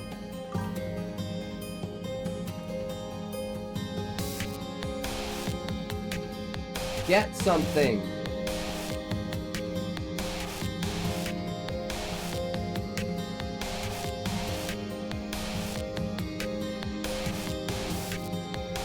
Football Zionism.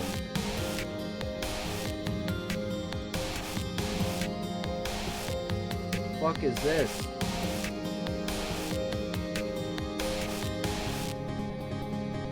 It's a 25 fucking minute video.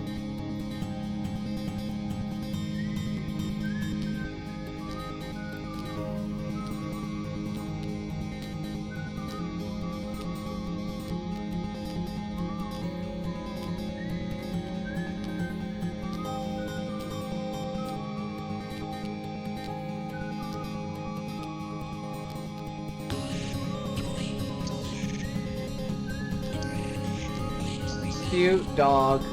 Cute doggo! He's just chillin'.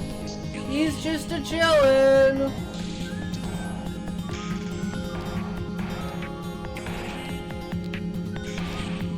Dorg, Durg, Dork, Durgy Doog. Durgy Doogan Dakin Daggers. Dakin Dagger Dooger Domes. Dakin Dagger Dooger Domes. Dakin Dagger Dooger Doma Doma Doma Dema Daggers. Dema Dooba Dooba Dagger Dooba Dabba Dooba Dagger. Dema Dagger Deepa Dooba Dooma Dooma Dema Dag. Deep Dag Dome Dag Ding Dag Ding Dame Doo. Doodly Deedly Deedly Dee Dee Day Doo Day Do. Doobity doobity doodly doodly doo doo doo bop bop bop and doobity doobity day. Did bop bop bop bop ba doo bop bop ba doo bop bop da doo day do.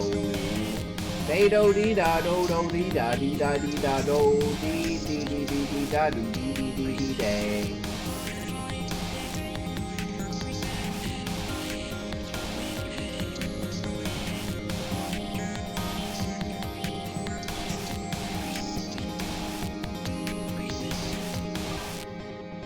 Alright, I gotta go to bed. Well, talk to you later. Alright. Talk to you later, Connection Line. Thanks for sharing. Thanks for sharing, as always. Read the story. I gotta go eat my food, Callie!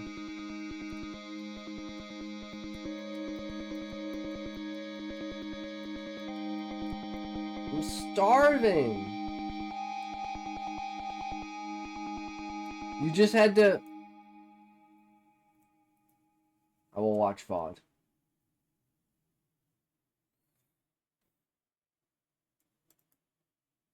Okay, we need something that's like 10 minutes long to like watch.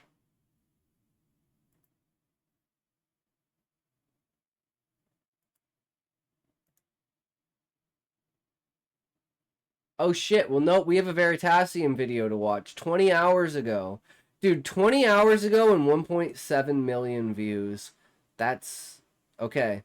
Man who accidentally discovered antimatter. We're watching this. I'm sorry, Callie. We'll read your story afterwards. In 1928,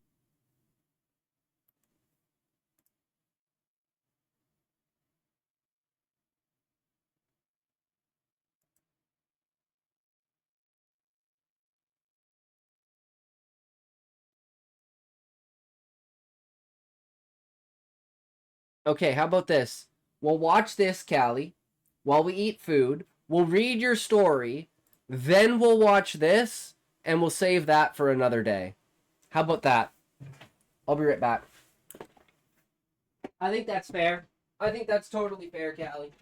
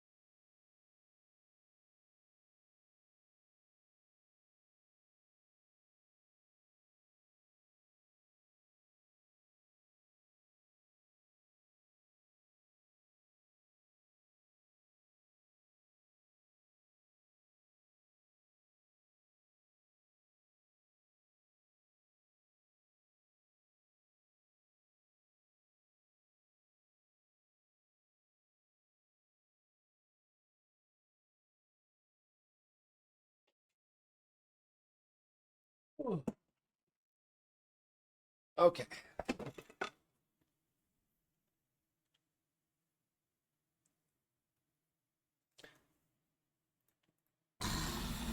As the doors open and you see these dark beady eyes as a hunched figure looks at you with crooked teeth as a gray rat looks at you and says, "Welcome. My name is Michael, the boss. I serve the master here." Then tell him we said thank you and we'd love to come You'll in. feast with the master. We'll feast. We're gonna What do feast. you wait? She sleeps. To your rooms, to your rooms. Is what I said. Rooms. Follow me. Whoa, let's go. Here You we will go. rest until you see it is the day. 3, 2, 1, talk. How do you know? I can tell.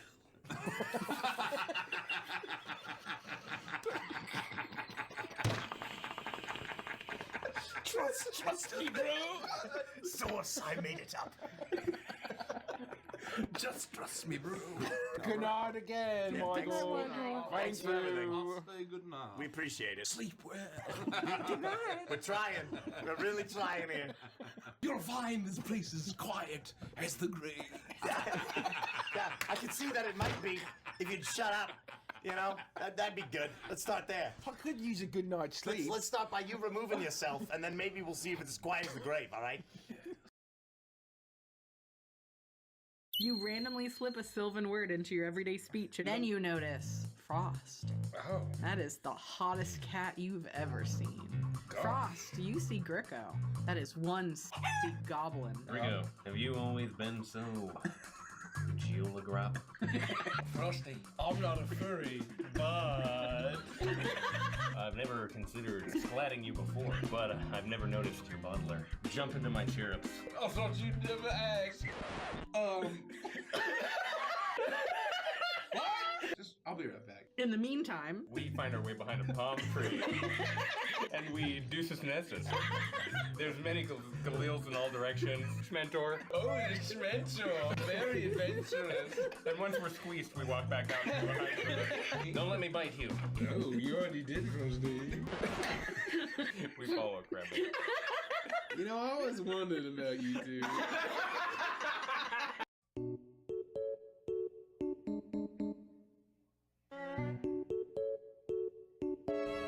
Do we get chili? Rattle the cages. what is wrong with you? It's what I do. For the podcast listeners, Mikey has donned a Ninja Turtles hoodie and is cosplaying as Batman. This Bane fella, he's a real big guy. You don't get to bring friends. Maybe he's wondering why someone would shoot a man before throwing him off a plane. So, I gotta say, you sound like Donald Trump as Batman. Oh, we're doing humor here.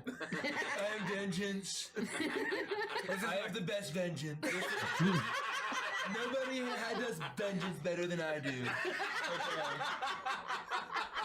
I never tried that before. Both of you immediately rise from the dead as vampires. What has happened to me?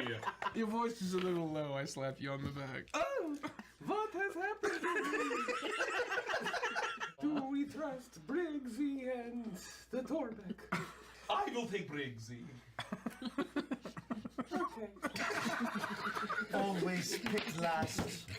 Torbeck can't catch a break. Torbeck, Yes, do you wish to join us in a mortal life? not particularly. That's too bad.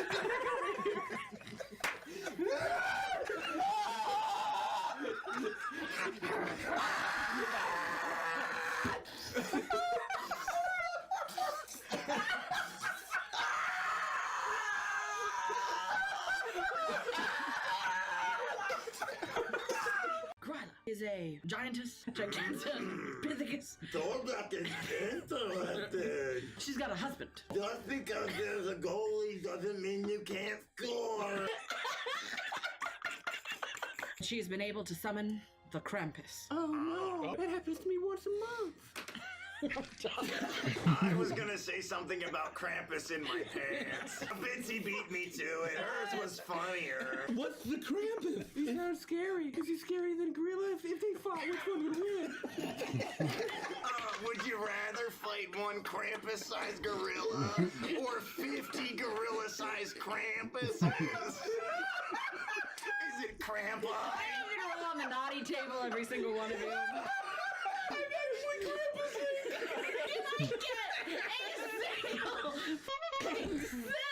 Children have been going missing. It could be Gorilla of the Woods. There's a wild gorilla on the loose. I'm not saying gorilla, I'm saying grilla. Is it a charcoal gorilla or a propane gorilla? Story goes that she eats children. You probably shouldn't let us in if children are going missing. We're just gonna make it worse. She's extra dangerous because she's using gorilla tactics. I fear the Winter Queen might not show up for the crowning. Yes, and also I think there's gonna be a gorilla. Was that the gorilla on the loose? It's not Gorilla! I hate to tell you this, but Grilla.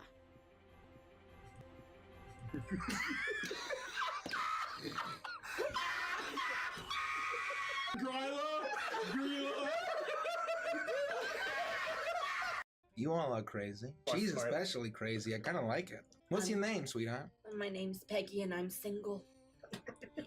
She says from behind the clown mask. You want me to take my clothes off so you can see what I'm packing? I'm gonna leave the mask on though. Am I gonna learn why they call you Peggy? This metronome is just one extreme to the other. Jesus.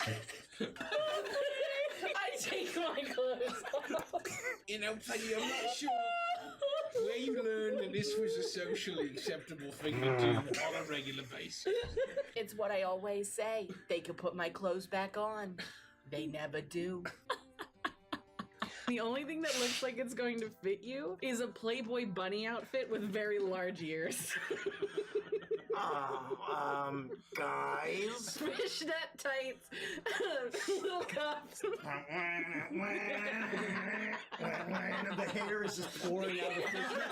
You like can't even see it. Well, Gideon, will you please tighten my bra? Yeah, oh wow, that's really jammed straight up your ass crack.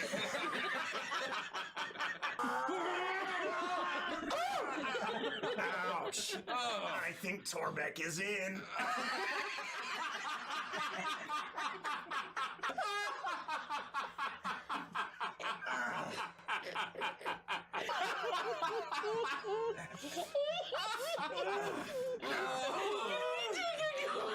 That hurt my arms. What's your name? Pete Nut. Oh my god! I think we might be related.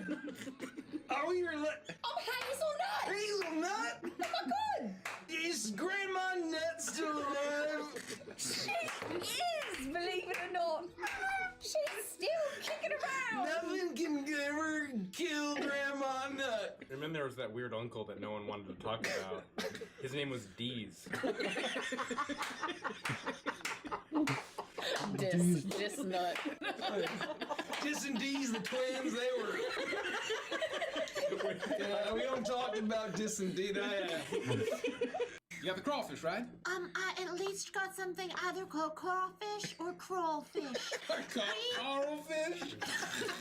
Oh no, did I say coralfish? Hey, you guys. Oh God, are we still alive? So.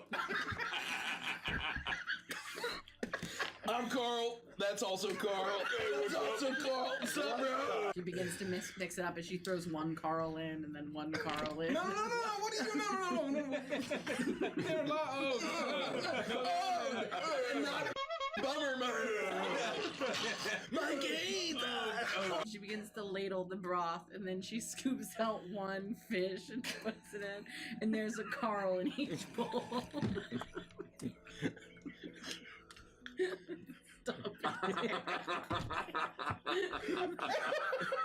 So, okay.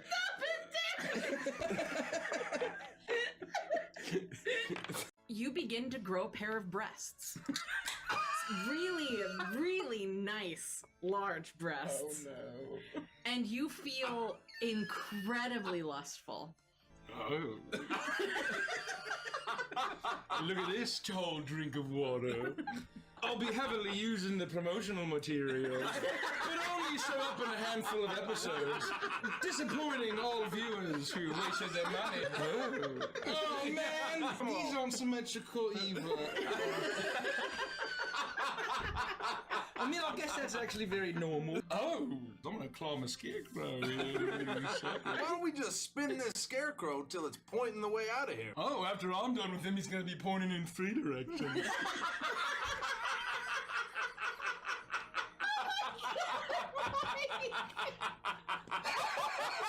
You did this, Nikki! You did this! Every time you laugh in real life, you take 1d6 damage. Oh my god. No, that's not possible. I will never laugh again. I'm gonna be a consummate professional. And, you know, see, I don't want to Watch out for that desk. Someone is the culprit here. You are now a noir detective. This won't be funny at all. I watched as Remy stubbed his toe in that ottoman. And I knew. I reached for my revolver.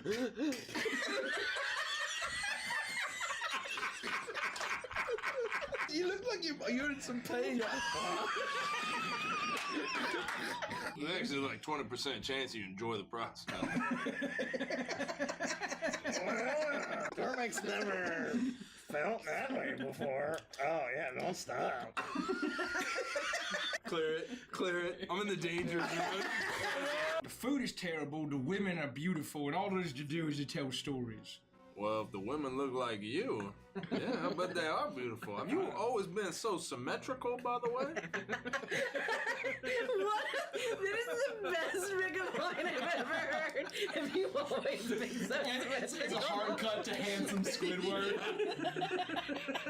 Oh, thank you for noticing. Oh, yeah. I feel like I can cut my hand slapping those cheeks.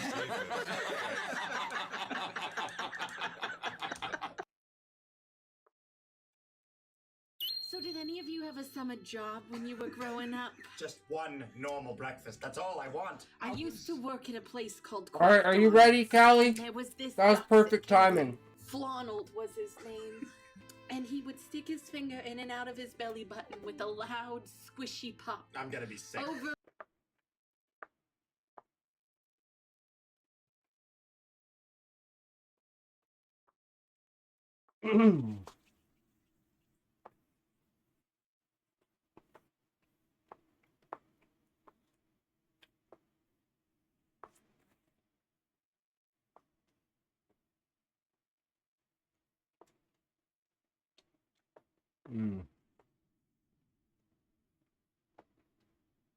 You better be here, Callie. You better be here. Always running away. I swear.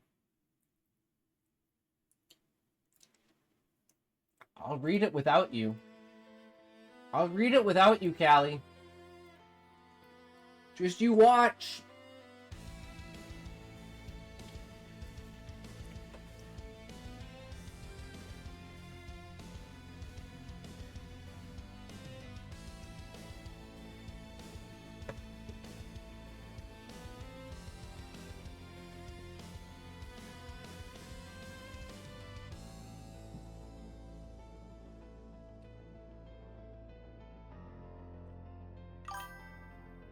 I had to pee, and I'm making nuggets.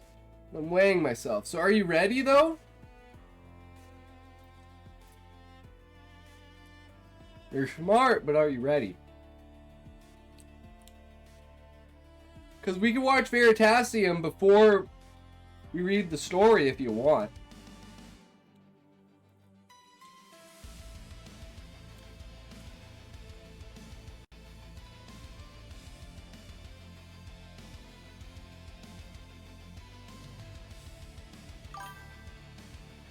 Alright. For 5 hours, I'm ready. Alright, let's do it. Here we go. Alright, this is Callie's story reread for Chapter 7. Student Body Sonata. Here we go. Calling Petal and the failing performer. Isabel, whose voice has the flowers bloom, will see her flourishing field turn into a graveyard. She belonged to House of Bellowjaw, which meant she was a servant who commanded banshees and farshees, but her Embercage masters often lent her the freedom to travel and sing. They wanted an earth treated well by the flowers. If she could keep the town and the flora happy, they'll make sure to keep her singing. For the moment, Isabel lived with her master, Belfry, a 1,000-year-old man resurrected every few decades, House of Embercage, currently in his 20s. The checkerboard floors were polished and the dark wood shelves were dusted, so she took this moment of freedom for some fresh air. There was a stench from the ground of Belfry's cemetery. Her hands shook as she knelt to grab a flower. The edges of its vibrant red petals were a sickly white. Do not fall ill yet. She must know the feeble mills only parted their lips when she sang. So why did she whisper? This is such, like, a poetically evocative image. Like, I'm imagining, like, a graveyard with a bunch of, like, turned over, like, flowers that are kind of, like, wilting around themselves.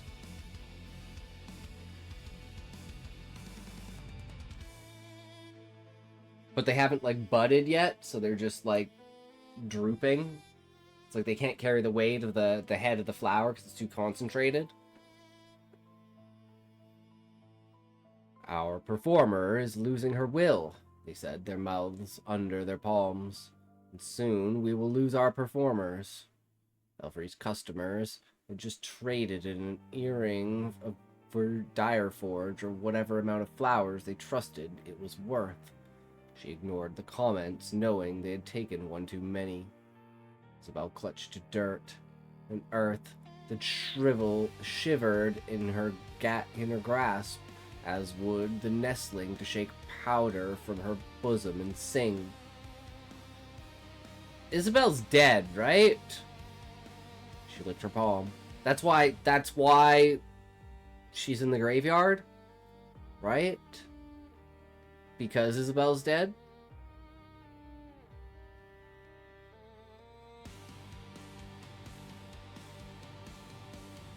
She licked her palm. Tasted the attempt of a dying bird to take flight and extract the song. Here lies potential for a beauty, not fragile nor momentary, a daughter and her half-brother. Despina and Gawain lack strength to play, but revel in their traits, the agile and imaginary.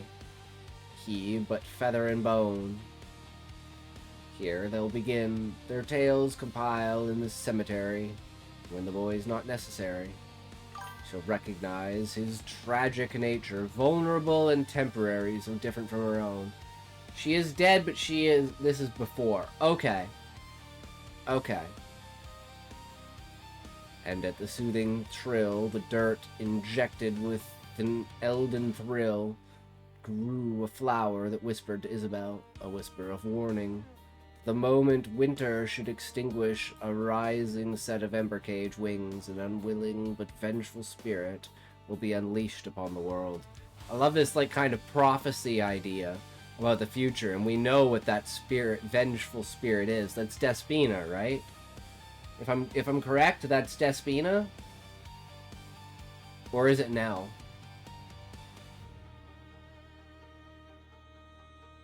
Like, it could either be Nell or it could be Despina.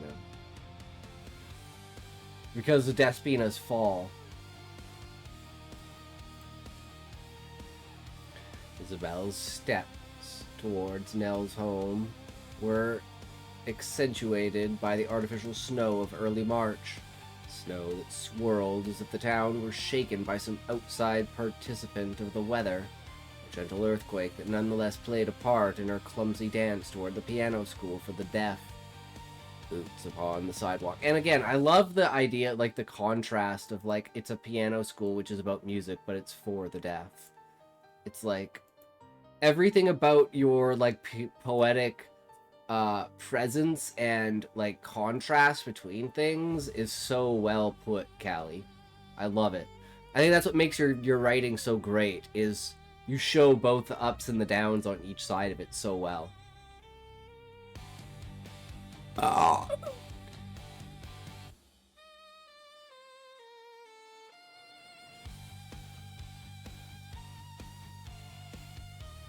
Boots upon the sidewalk were his fingers on the piano. No sound played in the ear other than the rumble of the earth beneath her. Contact with the sidewalk, a reminder of Nell's own playing. Fuck! How'd they sneak up on me, Callie? How did the ads sneak up on me? I don't believe it. Ad schmad dad pads. Pad dad ad mads. Mad bad ad rads. Rad dad pad mads. Pad mad dad ad rad mad bad fads. Fad mad pad rad dad bad.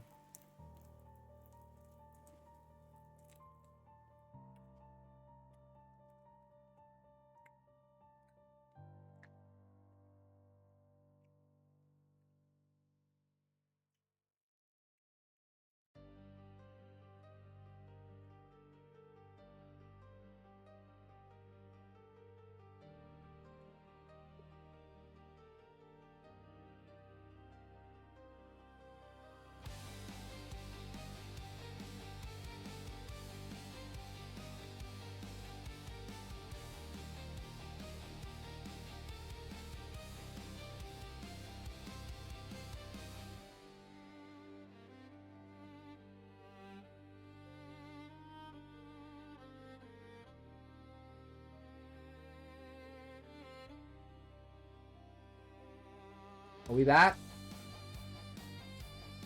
Are we back?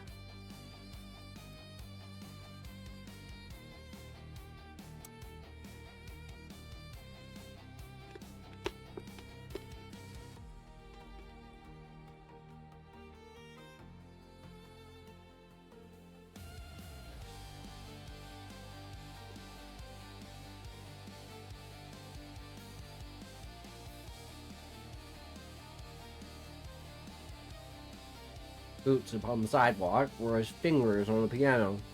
No sound played in her ear other than the rumble of earth beneath her. Contact with the sidewalk, a reminder of Nell's own playing. Nell taught Isabel to play instruments through her feet. Even if she walked, heard the sound of Nell and her performing together at the center of town. An event that failed to gather any listeners other than the creatures that consume the flowers in bloom. They stopped playing. When they stopped seeing each other, the ghosts grew as arrogant as trees could reach for the sky. Isabel arrived at Nell's school, not cold nor wet with melted snow, whirled a loud sight through the flurry in exchange for hearing. Howling overwhelmed the town. Gargoyles above stared her down as she walked up the stairs, a command resounding from their jaws to something below. She knocked on the door. Beside her were future flowers, a beautiful plant with 3 white bulbs in its center, violet petals closed, keeping them from witnessing all of time all at once. The command, open up, but only slightly. I've been watching you since you were born, child, Flowers whispered. Isabel shut her eyes with force that shook her head, a shout from hell wanting to escape from her lips, but she fell mute, as if the future tells had cast a silhouette of some horrid curse on Isabel. She knew that voice. Corwin? A slight tremor, and this silhouette left her, returned to the future it belonged to. She would have eaten the flower, as there is a chance she would also consume the terrible future that it predicted. It faded away, and after a hum struggled to play in her throat, Nell opened the door for Isabel, pausing for a moment, then spoke. Flowers almost gave Isabel the same curse Corwin gave Despina. I was gonna say, Callie, this is like excellent excellent exposition.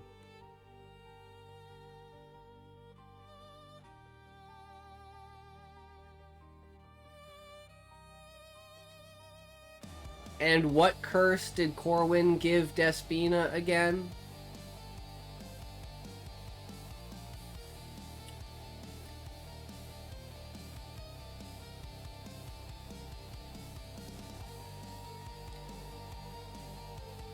I have no idea, Callie.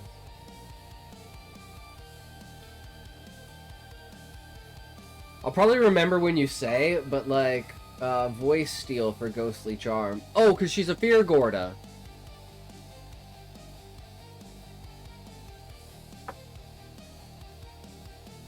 I thought that had to do with her specifically being a Fear Gorda. I didn't know that had to do with her being cursed by Corwin. Sister, there's so much to say and not enough privacy to say it. Come in. Gal explained to Isabel that she's been listening to the flowers, the ghosts and rats that roam the town. Flowers panic on their deathbeds. The ghosts rave with madness that less and less of the town citizens are afraid of them. And the rats expect to have a buffet unfit even for such lowly creatures. Often there's more to such chaos than people choose to see. Find Belfry, he should be at the edge of town, ready to die, said Nell. The town's edge. It's not often that she looked into her own eyes. These were eyes of amber that trapped men like ancient butterflies searching for a substance sweeter than flowers could provide. Searching for an exit from this curved glass, she palmed the smooth surface. She walked at its edge, often distracted by that iris. All she could see was the desperation of men to escape. But she realized this was her desperation. It was a reflection of her own desires along with a pooling together of men's pity and interest. See, when men observed her, when they even considered her a part of their world, she wanted out, because they did not consider themselves a part of her world. Perhaps that was why Osric left her. She didn't let herself be owned. She wanted the butterflies to know, you are my prize.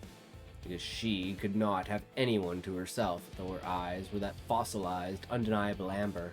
But no, she was the ancestor of that cursed woman, Isolde, and no man wanted to face the wrath of Sol Mono should he return. An isolated soul separated from all else. Ooh, the pains and tinges of such a thing wrought upon you. It does burn within such a desire to find peace. The woman who Isolde had close relations with during her days alive, the beautiful Silwyn, the ancestor of Corwin. They had to prevent the decline of performance. Should the flowers die? Should pious men forget their fear of the supernatural and children make games of their attempts at murder? Solmano will rage. Her pupils were forced thin as when the sun braced them against his blinding light. The future tales had shown her more than some stalking spirit. They gave her intuition and foresight. This allowed her to see through the glass. Belfry lay in the dirt, an unfinished snow globe in his hands.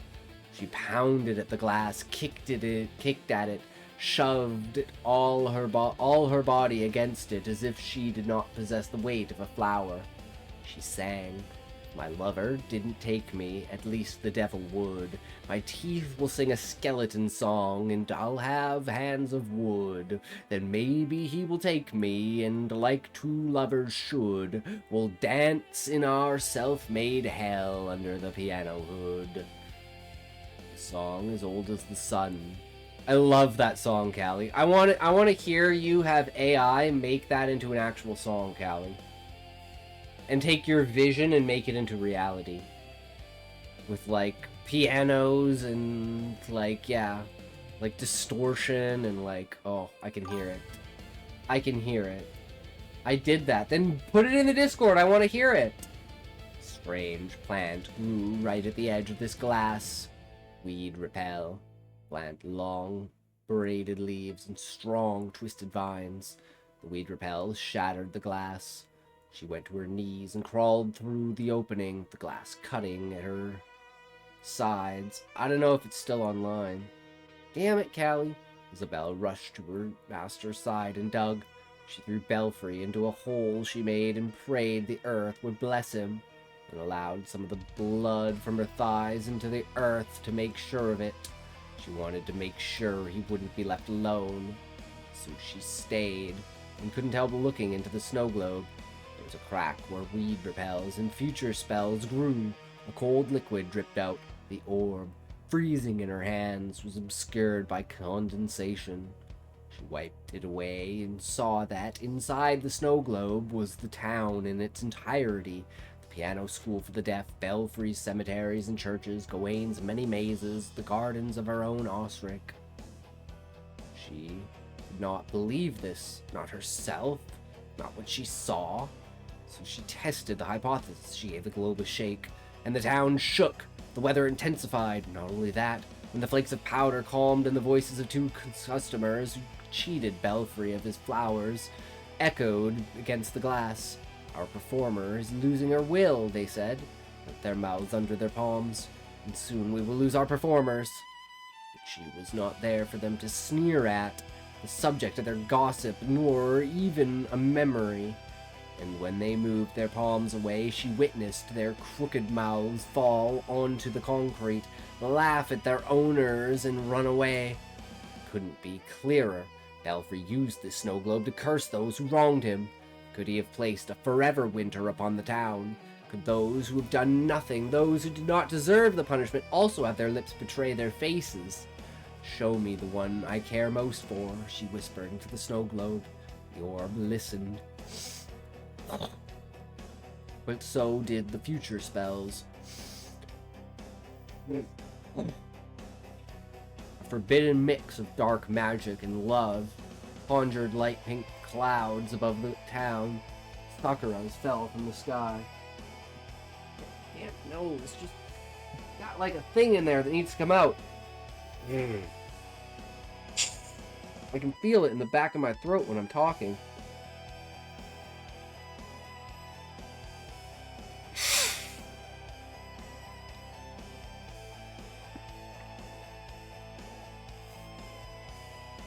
It's going to come at the most inconvenient of times.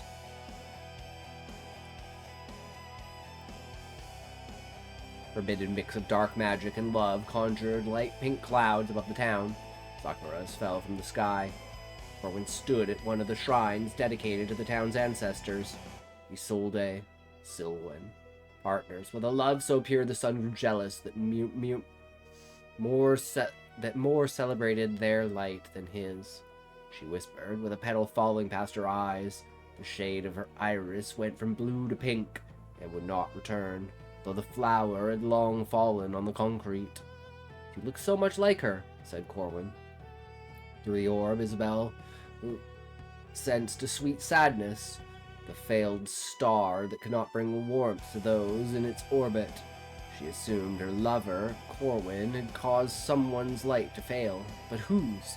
Placing the orb in her pocket, she grabbed the weed repels to make a larger opening in the snow globe and left Belfry there, but not without spitting on his grave.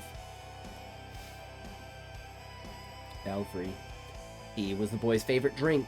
Every morning, Sleeper Wells gave him the sleep he needed. Witcher spells got rid of the aftertaste. Secret Wells kept any phantoms at bay. This should be the end, I think. Yeah. Wait, what? Oh, is this chapter 6? Did you move this? And this is actually all of chapter 6?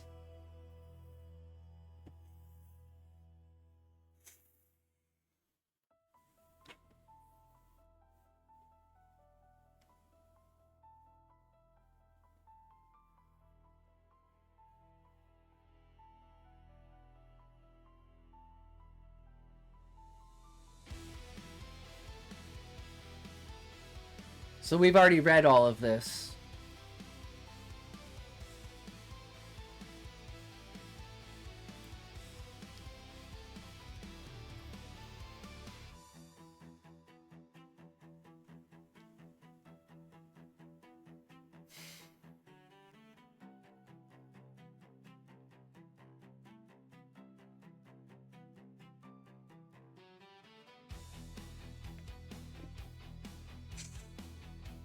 Fuck me.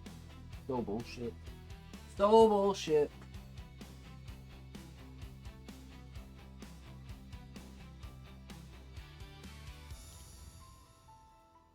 My ear just popped. That's a good thing.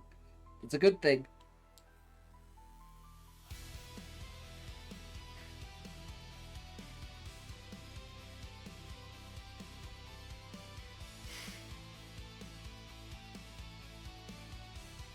Alright, then we can move on to Veritasium. Final thoughts on the chapter. Exposition is beautiful, Callie. You're giving us all the answers that we want, telling us what's going on.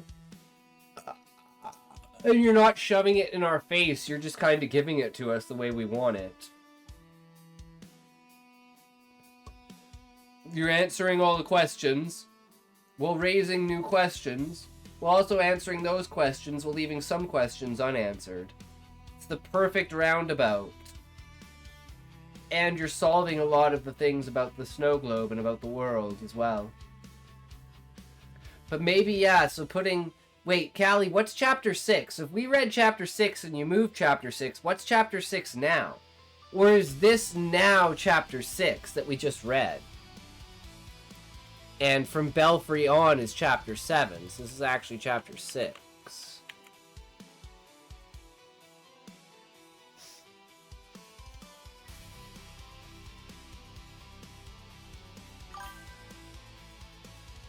To reorder chapters.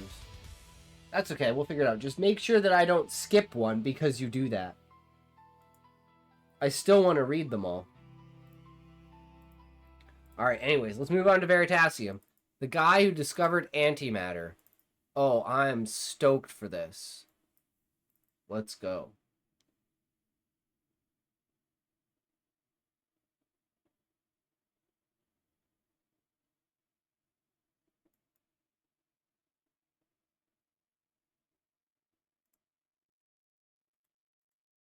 In 1928, a young man shuffled onto a stage in Germany to present a lecture on his recent work. He had a slightly unusual presentation style. Physicist Eugene Wigner described the lecture as detached, almost like a recitation of a technical text. He said the man spoke without giving any sign of enjoying his own lecture. But the work this strange, unassuming man presented was about to send some of the most famous quantum physicists of the 20th century spiraling. After the lecture, Werner Heisenberg described the man's theory as the saddest chapter in modern physics. Heisenberg also wrote to Niels Bohr and said, "I find the present situation quite absurd, and on that account, almost out of despair, I have taken up another field." Legend has it that Wolfgang Pauli even announced that he was abandoning quantum physics, and then he started writing a utopian novel. What had the young man said to disrupt the world of quantum mechanics so profoundly? Well, he had been working on a problem that physicists are still tackling today, the unification of Einstein's relativity and quantum mechanics. And his work had revealed something troubling. A particle unlike any seen in the world. A particle with negative energy. In 1905, Albert Einstein published his special theory of relativity. It was based on the simple idea that for anyone moving with constant speed, the laws of physics should be the same, and this includes any measurement of the speed of light. So it doesn't matter how you're moving relative to a beam of light, you should measure its speed to be 300 million meters per second. This means that things that we ordinarily think of as fixed, like time and space, have to transform so that the speed of light is always measured to have the same value. In making this discovery, Einstein realized that space and time are not really separate dimensions at all. They're linked in a four-dimensional fabric called spacetime. When Einstein applied this idea to an object emitting light, he found something peculiar. When an object loses energy by emitting photons, its mass must also decrease, and the change in the object's mass is equal to the energy of the photons emitted divided by the speed of light squared. In other words, he found that energy must be equal to mc squared. E equals mc squared. Mass and energy are but different manifestations of the same thing. So a particle's total energy comes from its momentum and its rest mass, giving a new relationship between energy and momentum. Now, if we take the square root of both sides, we get an expression for the energy of a particle in terms of its mass and momentum. And if we plot energy versus momentum in a single dimension, we get this curve, where mc squared, the rest mass energy of the object, is the lowest possible value for energy. But really, when we took the square root, we should have put a plus minus out front, which would give us two curves, one for positive energies and another for negative energies. But we don't observe things that have energy less than 0. I mean, what would that even mean? So in classical physics, the solution is simple. You just ignore the negative energy solutions. They can't physically represent anything, right, Casper? Well, sure, that sounds right, but around the same time that Einstein was coming up with his special theory of relativity, physicists began observing some strange phenomena in atomic physics that were overthrowing all of these classical assumptions. First of all, they noticed that when looking at the energy levels of subatomic particles like electrons, they weren't continuous at all, they were discrete. And they also didn't just behave as particles, but as waves. So if you would take electrons and fire them through two narrow slits, then they would create interference patterns, just like light does. What they were discovering was the new field of quantum mechanics. And in 1926, Erwin Schrödinger formalized this field by coming up with his now famous wave equation, which describes how quantum mechanical systems evolve over time. This was the most radical new theory of the 20th century and would remain so. This is not a bit like Newton or a bit like Maxwell. This was radically new. The equation solution, called the wave function, psi, does not describe a particle with a precise position and momentum, as classical laws would, but instead the modulus squared can give us the probability of finding the particle in a specific location at a specific time. Deriving the Schrödinger equation is actually surprisingly simple. Just start by writing down the total energy, which for a free particle is just its kinetic energy, half mv squared. And we can rewrite it in terms of momentum, mass times velocity. So kinetic energy is just momentum squared divided by 2m. Now we're going to make this quantum, and to do that we need two things. The first is the wave function psi, which describes how particles act as waves at quantum scales, and the second is something called a quantum operator. This is just a mathematical tool that extracts information from the wave function to reveal a specific property of the particle, like its position, energy, or momentum. The operators for energy and momentum look like this. By inputting these operators, we can make each side of the equation act on the wave function. And that gives us the Schrödinger equation for a free particle. For particles that aren't free, like electrons in atoms, you need to factor in potential energy too, which gives you the full Schrödinger equation. But there are some places where it doesn't produce the right prediction. For example, take the element gold. The Schrödinger equation suggests that it should be a silver-gray color, just like all the other metals. But it's not. I mean, it's gold. And for mercury, the Schrödinger equation predicts that it should be a solid at room temperature, but it's a liquid. So what is wrong? Well, I'll give you a hint, because both gold and mercury are heavy elements. They have a high number of protons in their nuclei, which attract orbiting electrons more strongly.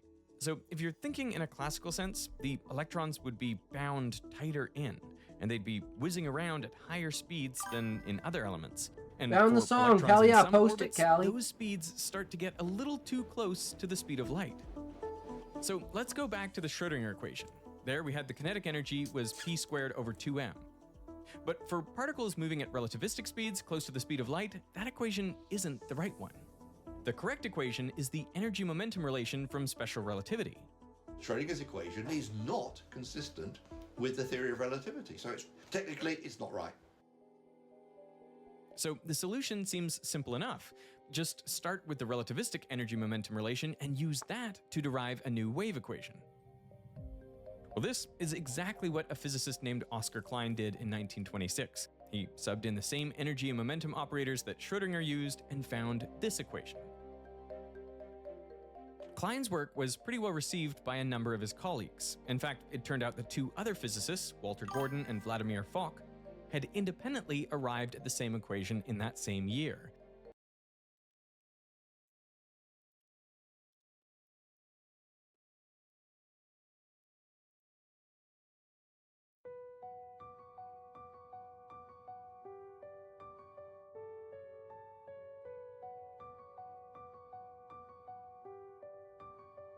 If my lover didn't take me, At least the devil would.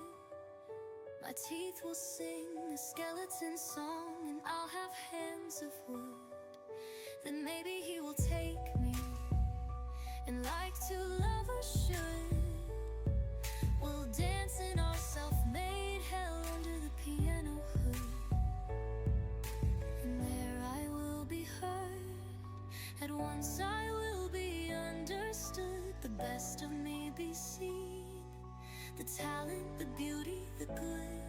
There an angel will stand where once a demon stood. Flowers will bloom from bone and mud where none could. Expect a single passionate thing to bud. A heart taken from his chest, a nestling taken from his nest, a slave to dreams that aren't his, chained to a bed of roses, a bird so used to his own cage. He's forgotten, he's repressed, desires to fly and sing his rage, to escape and join the rest. And there he will be caged, a war will then be waged, the best of him be taken hold of, used and then replaced. There a pile of bones will sit, where once a bird I saw did want so much a dream of his own, and fought for with beak and claw. Here lies potential for a beauty, not fragile nor momentary. A daughter and her half-brother, who lack strength to play but revel in their traits. The agile and imaginary, he but feather and bone. Here they'll begin, their tales compile in this cemetery, and when the boy's not necessary, she'll recognize his tragic nature, vulnerable and temporary, so different from her own.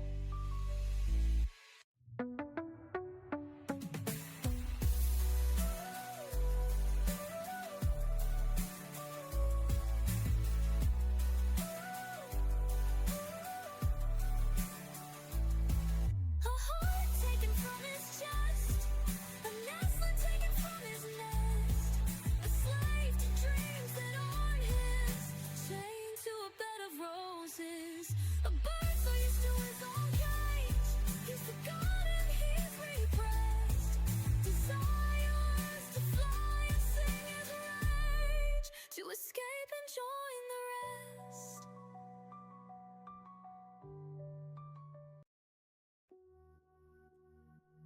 Love it, Callie. That's fucking sick. It became known as the Klein-Gordon equation, So which good. was a bit of a burn for Fock. But that's often how it goes. You do all the hard work, and then no one notices. Things have changed a little since Fock's time, but the key to recognition is still visibility. And these days, that means having a website. Simple enough. You just need to write a couple thousand lines of CSS, JavaScript, or HTML, or else pay someone a few $1,000s to do it for you. Oh, and then there's the hosting costs and the maintenance. Or you could check out today's sponsor, Hostinger. Not only will they get your website online, their intuitive tools let you build it yourself. There's no Website need to done. learn Nice. multiple I need to coding get a languages. website. The Hostinger Builder can get you most of the way there with just one prompt. You can optimize the website with their built-in tools for SEO rating, could logo write something design, for and e-commerce. And once you're happy, you're online immediately on a domain that's included with the plan. That whole process is fast and straightforward, and a subscription is just a few dollars a month. So sign up now to get an 85% discount in the sale and use the code Veritasium for an extra 10% off. I mean, scan maybe this we'll, QR maybe code I'll do or this. follow Maybe the I'll link in the use that to description get started. my own I wanna thank website going. Hostinger for sponsoring this part of the video, and now back to Klein-Gordon and Fock. The Klein-Gordon-Fock equation even made its way over to one of the fathers of quantum physics, Niels Bohr, who must have been impressed, because at the 1927 Solvay conference, Bohr was chatting to a promising young physicist about what he was working on. The young man said, "I'm trying to get a relativistic theory of the electron." Bohr replied, "But Klein has already solved this problem." The young man disagreed. So who was this bold 25-year-old? He was Paul Dirac, a man who Bohr would later give the nickname the strangest man because he was truly one of a kind. First time I went to Princeton, I met a couple who invited Dirac and his wife, and Dirac, for the whole meal, which lasted 3 hours, didn't say a single word. Not one word. He wasn't sulky. He wasn't angry. He just saw no reason to speak. That's crazy. Dirac was a man of so few words that his colleagues invented a special unit, a Dirac, equivalent to speaking 1 word per hour. Legend also has it that he liked to relax by climbing trees in 3-piece suits. And that wasn't his only strange hobby. As a student, Dirac had attended seminars on Einstein's theory of relativity, and he'd kind of fallen in love with it. He was impressed by the elegance and beauty of its mathematics. To Dirac, this got to the core of what a good theory must do. He once said, "It is more important to have beauty in one's equations than to have them fit experiment." Do you know why Dirac was so drawn to relativity? Einstein went in there and did it all, not all, but almost all by deductive reasoning. That made a huge impression on Dirac, right? He realized that it was advanced mathematics was really important to understanding the way that nature works. So Dirac found a new hobby, obsessively updating classical equations with Einstein's theory of relativity, so that they would now work for relativistic scenarios as well, that are those approaching the speed of light. He later said this was like a game for him, and so it's maybe not too much of a surprise then that he was one of the people trying to unite quantum physics and relativity, because a theory that would cover both of these would be truly beautiful in his eyes. Dirac didn't see the beauty in Klein, Gordon, and Fock's relativistic update of the Schrödinger equation. And he wasn't alone. Fellow physicist Wolfgang Pauli, after reading Klein's paper, wrote him a letter wishing his physics a speedy recovery. Pauli was known for being pretty savage, and actually the Klein-Gordon equation is useful in some cases. But he and Dirac were both concerned with one particular feature of the equation. And that's because the Klein-Gordon equation contains this term. That's a second-order time derivative, so the wave function is being differentiated twice with respect to time. Now, remember, the Schrödinger equation also contains a second-order derivative, but that's with space, not with time. Time is just first order. So why is this such a problem? Well, think of a very simple second-order time derivative. Something like d squared y over dt squared is equal to 3. Now, to figure out what y is, the function that satisfies this equation, we just have to integrate it twice. But notice, to find the solution, we now have 2 integration constants, c and d. And the problem is that we can only find that if we know both y at a given time and if we know the first derivative of y at a given time. This makes sense physically if you think about, say, throwing a ball in the air. If you want to predict the ball's future motion, well, then you need to know where you threw it from, that's its position, and how hard you threw it, that's its velocity. Or in other words, you need to know both the position and the first derivative of the position. Similarly, to predict a quantum system's future state using the Klein-Gordon equation, you'd need the initial wave function and the initial first derivative of the wave function. Now, the beauty of the Schrödinger equation was that if you knew only the wave function of a system at a given time, you could use it to determine all the future states of that system. But in the Klein-Gordon equation, the wave function no longer told the whole story. And this introduced a further problem. The probability of finding a particle in a given area could no longer be simply described by the modulus of the wave function, as it was for the Schrödinger equation. For the Klein-Gordon equation, a new equation was needed to describe the probability using the wave function, which takes a while to derive, so we won't get into that here, but it looks like this. And the problem with that equation is that, unlike the simple modulus of the wave function, it can have negative solutions, negative probabilities. How can the chance of something happening be less than 0? As Dirac put it, that, of course, is physically nonsense. So Dirac did what Dirac does best, and he set out to find his own solution that contained no second-order time derivatives. First, he rewrote the relativistic energy-momentum relationship like this, which is a linear equation, so no squaring E, that is, no squaring the energy operator, which is what gave rise to that second-order time derivative in the Klein-Gordon equation. Now he just had to solve this equation and find the coefficients alpha x, alpha y, alpha z, and beta, and he would have a solution. To do this, we can start by squaring both sides of the equation. Next, we can expand the momentum on the left-hand side into its 3 dimensions, and then expand the right-hand side to end up with this long equation. It might look pretty complicated, but there is a trick we can use. Notice that all these terms on the right-hand side are multiplied by PMC cubed, but on the left-hand side, there are no terms containing PMC cubed. So that tells us that when you multiply these coefficients together, like the alpha times beta and beta times alphas, all of that must be 0. And similarly, notice that these terms are multiplied by 2 different momenta, like px and py times c squared, which also don't have a counterpart on the left-hand side. So these alpha times alpha terms must also be equal to 0. And that just leaves this top row. These terms do match on both sides, which tells us that alpha x squared must be equal to 1, and so must alpha y squared, alpha z squared, and beta squared. So Dirac now had a set of simultaneous equations for alpha x, alpha y, alpha z, and beta that he just needed to solve. That sounds easy, right? But it's not that straightforward. To see why, let's do some examples. So say alpha x is 1 and beta equals -1. Well, then we get 1 squared, which is 1, equals -1 squared, which is also 1, so that satisfies the top equation. But if we fill it in here, we get 1 times -1, which is just -1, plus -1 times 1, which is again -1, for a total of -2. So that doesn't work. So let's try another number. Say alpha x is 1, and now it's alpha z that is -1. Well, in that case, we get 1 times -1, so again we get -1, plus -1 times 1, again -1, so we again get -2. And in fact, if you look at this top equation, the only numbers that satisfy this relation is 1 and -1. So all these coefficients have to be either 1 or -1.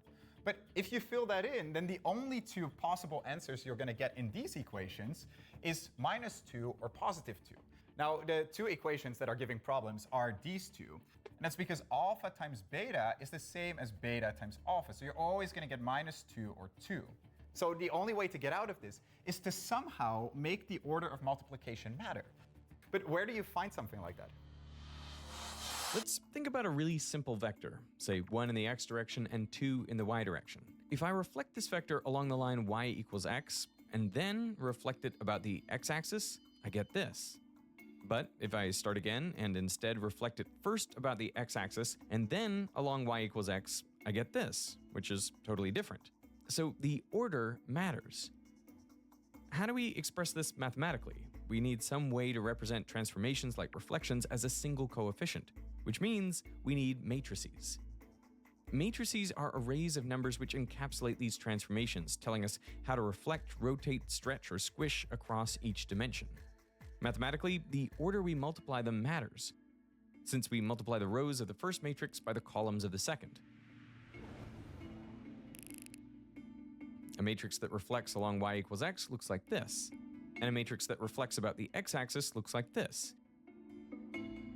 And if I apply them to that original vector one by one, you can see how we end up with different results.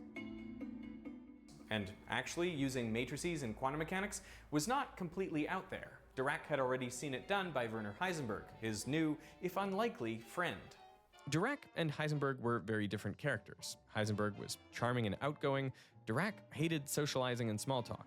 Once, the two were on a cruise ship to a conference together, and Heisenberg spent a lot of time dancing with women on board. So Dirac asked him, "Why do you dance?" Heisenberg replied, "When there are nice girls, it is a pleasure." Dirac thought about this for a bit before saying, "How do you know beforehand that the girls are nice?" So they were pretty different guys, but Heisenberg had a profound impact on Dirac. Do you know what drew him to quantum mechanics initially? He always said that Heisenberg gave him his start. He always said that. In later life, he used to begin lectures when he was 70, even 80 years old, with the following words. Quantum mechanics was discovered by Heisenberg in 1925. As a PhD student, Dirac had closely followed Heisenberg's work. And a few years earlier, Heisenberg had found that for certain properties, like position and momentum, the order of multiplication matters. So x times p is not the same as p That's times why we have x. bed mass. This was actually the beginning of Heisenberg's famous uncertainty principle, which says that there's a limit to how precisely we can know certain pairs of physical properties in quantum systems. It turns out that if the order of multiplication matters for two properties like position and momentum, then that means there's an inherent uncertainty in their combined measurement.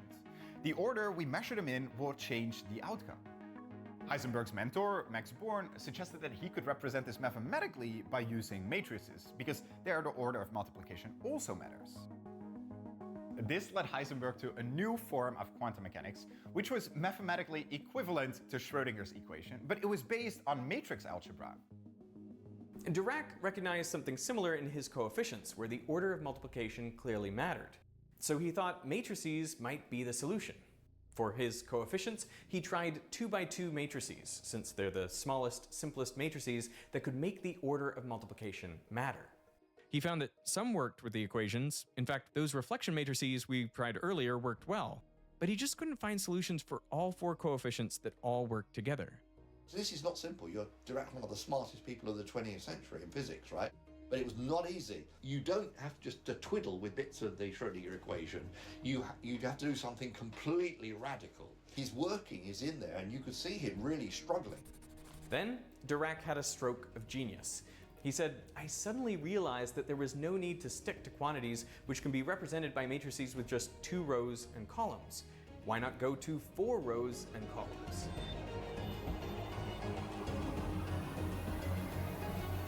Oh shit. With these 4 4x4 matrices, Dirac got these solutions to his simultaneous equations. A matrix with 1s on the diagonal is mathematically equivalent to a 1, and a whole array of zeros is the same thing as 0. So all of the equations were satisfied. Dirac had found coefficients that worked. Now, we can substitute those matrices back into Dirac's linear equation, then rewrite the 3 momenta and alpha coefficients as vectors. And, just as we did with the Schrödinger and Klein-Gordon equations, we can use the energy and momentum operators to make both sides act on the wave function. If we substitute those operators in, we get Dirac's final equation for the relativistic free electron. The young man who spent his life looking for mathematical beauty had found, perhaps, his most beautiful equation of all. People were expecting the solution to be horrible, and it turned out to be a thing of beauty, right? It was something you look at and you think, that is absolutely amazing. It's a pattern that Dirac had found deep in nature. Nothing like that had been seen in physics at that time. To see some of that beauty, you only have to compare it to the Schrödinger equation, which you can see right here. Now, the two look very similar, but there is a lot hidden in the Dirac equation. First of all, it's relativistic, so it works at really, really high speeds, because it uses Einstein's energy-momentum relationship, unlike the Schrödinger equation, which breaks down there. But what's even more beautiful is that if you look at this, Dirac's equation isn't just first order in time derivatives, it's also first order in spatial derivatives, whereas the Schrödinger equation was second order in spatial derivatives.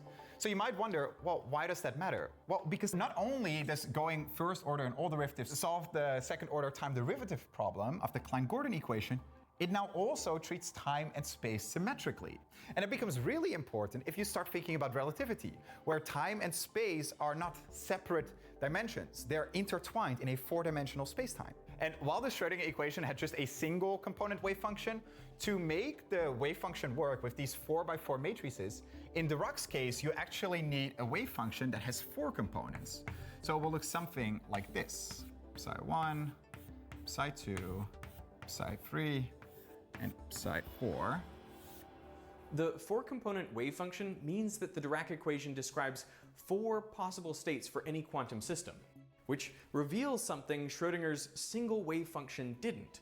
Negative. An electron at a given energy level actually has 2 possible states Positive due to and different negative. orientations of its intrinsic Antimatter. angular momentum. Spin up and spin down.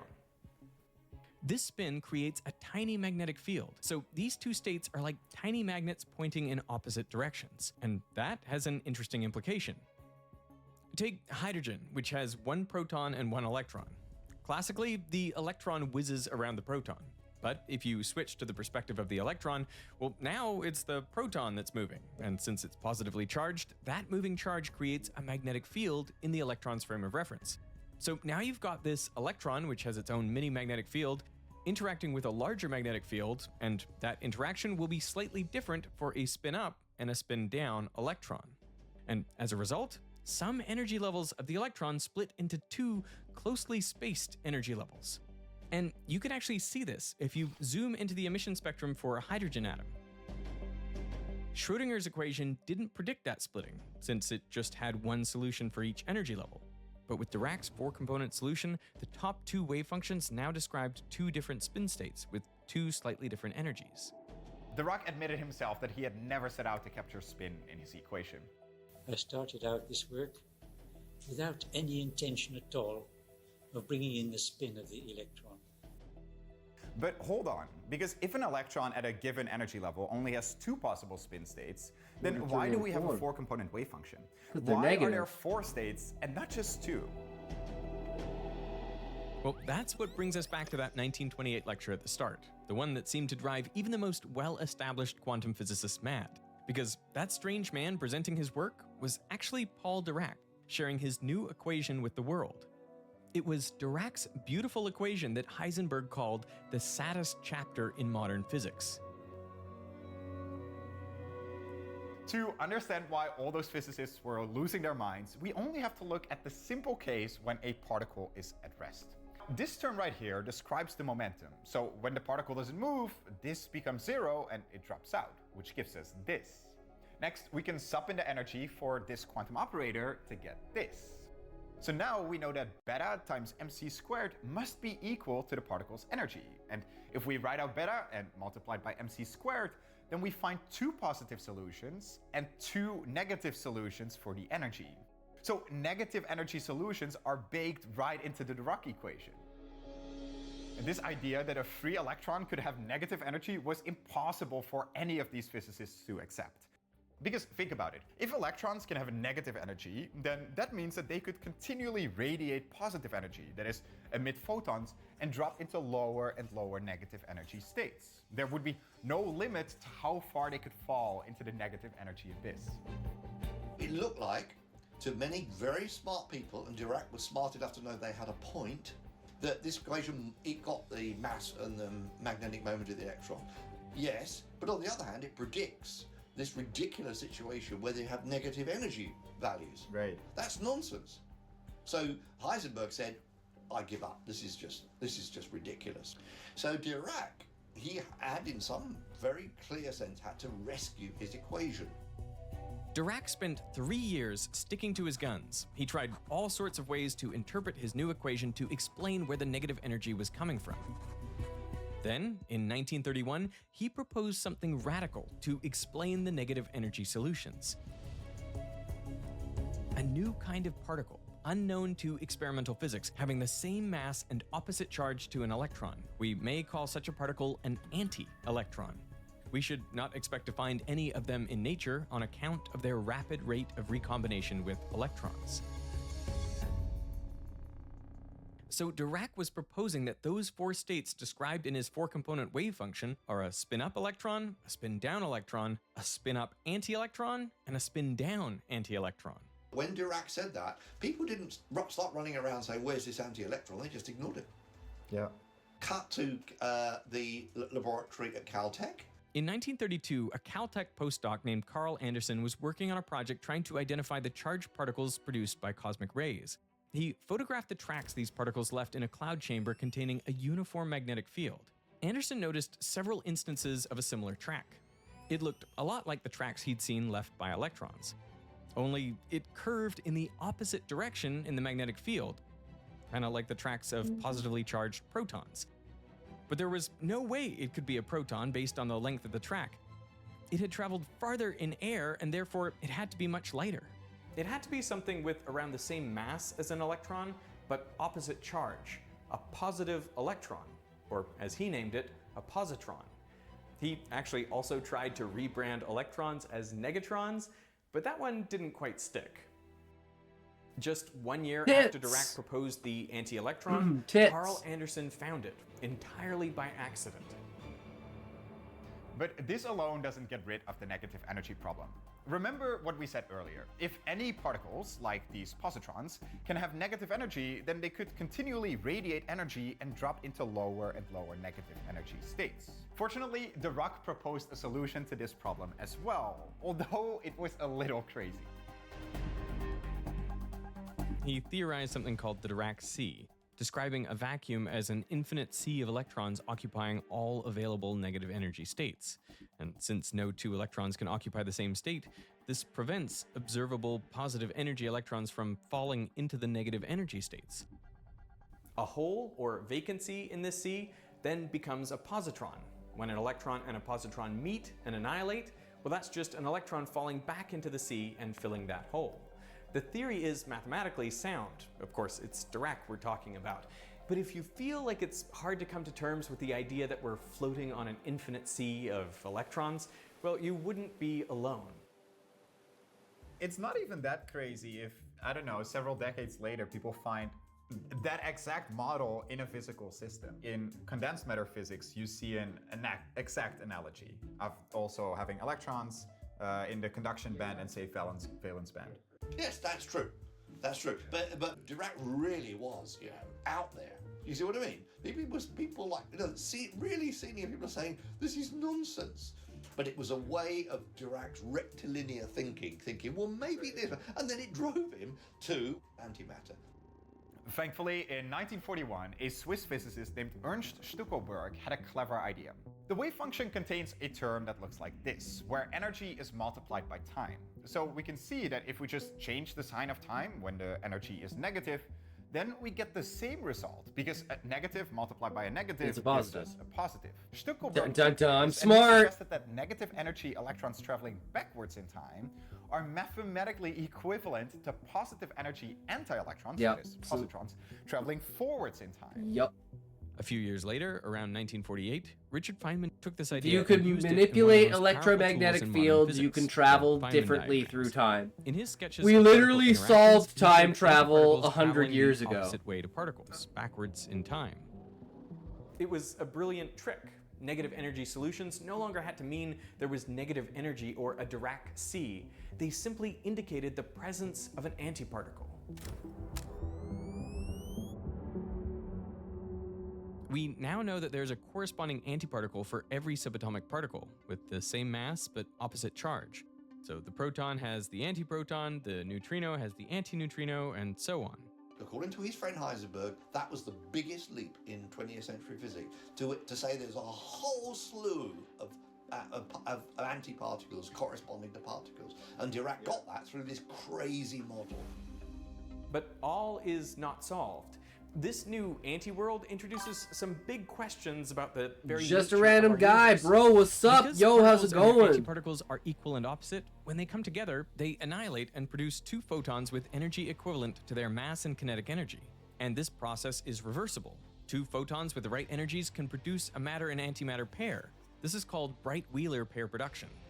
What are you watching? We're watching a During the first Veritasium moments after video the Big on Bang, the guy who universe was discovered hot, dense, antimatter. and full of these pairs popping into and out of existence. If an equal number of matter and antimatter particles were created, you would expect them to all annihilate each other in this dense environment, leaving behind only energy. But that didn't happen. We ended up with a universe full of matter. If we work backwards from how much matter and antimatter is in the universe today, it's actually estimated that only 1 particle per billion of matter needed to survive this hot, dense era and not get annihilated. That tiny difference would give us the makeup of our universe today. Yeah, that's where fucking matter crazy. dominates. So what allowed That's that the one power particle of per billion scaling. to escape annihilation? Why did matter win out over antimatter? Gravity! Well, that's a pretty big question with some not so simple answers. So we're doing an entire second video. Hell where we yeah, have another some video. Pretty spectacular stuff happening. We're getting into the beast. It's But absolutely I'd say it has to insane. do I with feel like I should not curvature of be space-time in and So you're making gravity. anti-atoms. Yes. It's so cool. Dirac is probably less well known than people like Heisenberg or Schrödinger, but his contribution to quantum physics was immense, and he was recognized for it. He shared the 1933 Nobel Prize with Schrödinger for It's got the to discovery do with of my new massive conductive forms of cock! atomic theory. True! And perhaps True! this gave strange, quiet The Dirac cock is some so newfound big that, confidence, you know, because planets that physicist orbit in the around audience it. of his 1928 lecture at the start, Eugene Wigner, actually became a reasonable friend of Dirac's, and in 1934 Got some matter introduced for ya. Dirac to his sister, Majid Oh, Wigner, a some woman who would origin change of Dirac's life matter, perhaps? more than any equation Some good or cummies? Nobel Prize. They were antiparticles, right? They had completely different personalities. He had almost no empathy. right? And he knew it. She had buckets of it. He hardly talked, she couldn't stop talking. You could just go on like they are completely different people. But the marriage did work. My great friend Lilia Harris Chandra, who knew them, she came out with a great line, which is, he gave her status, she gave him a life. So I guess there is one particle-antiparticle pair that never annihilated.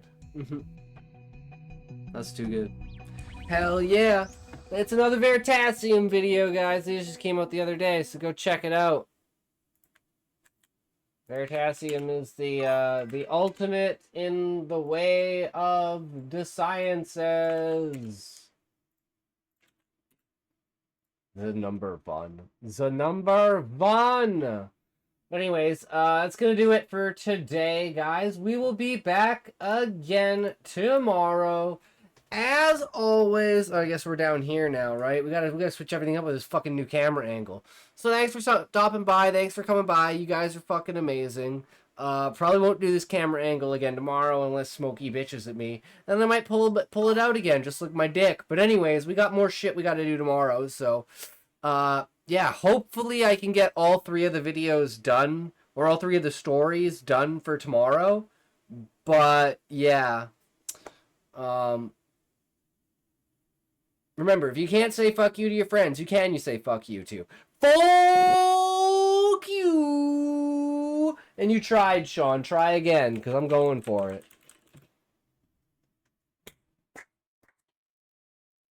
Nailed it. First try. First try, they're all gone. All gone on the first try.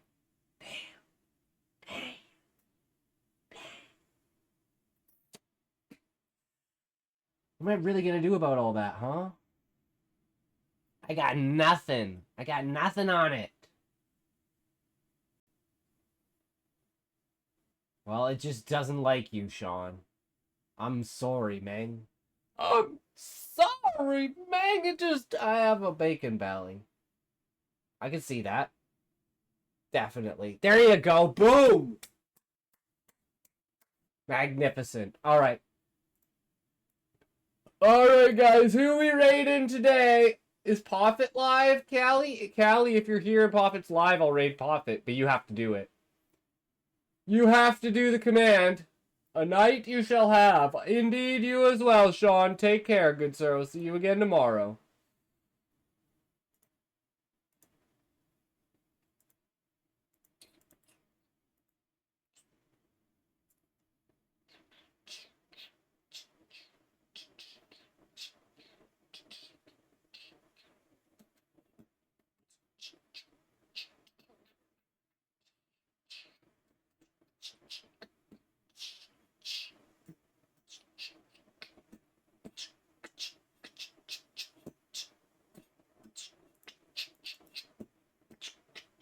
I don't know who to raid.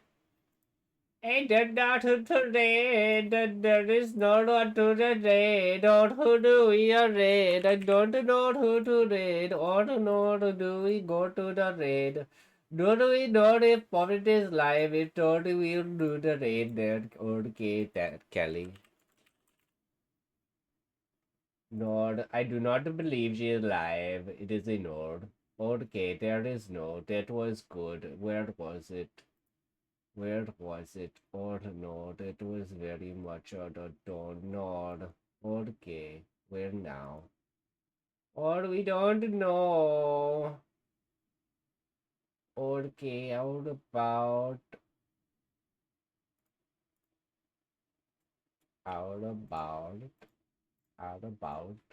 what am I? This is not easy. Okay, here we go.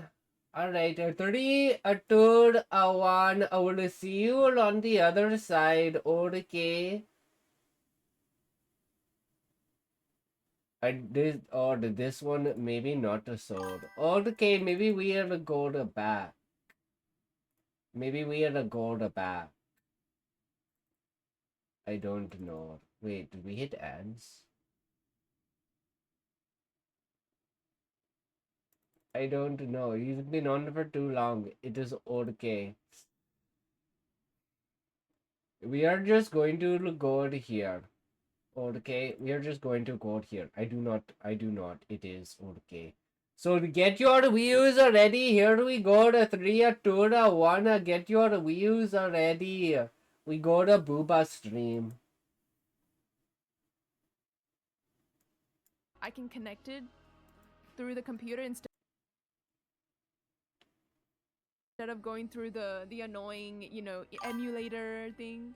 Can be annoying sometimes though. Oh,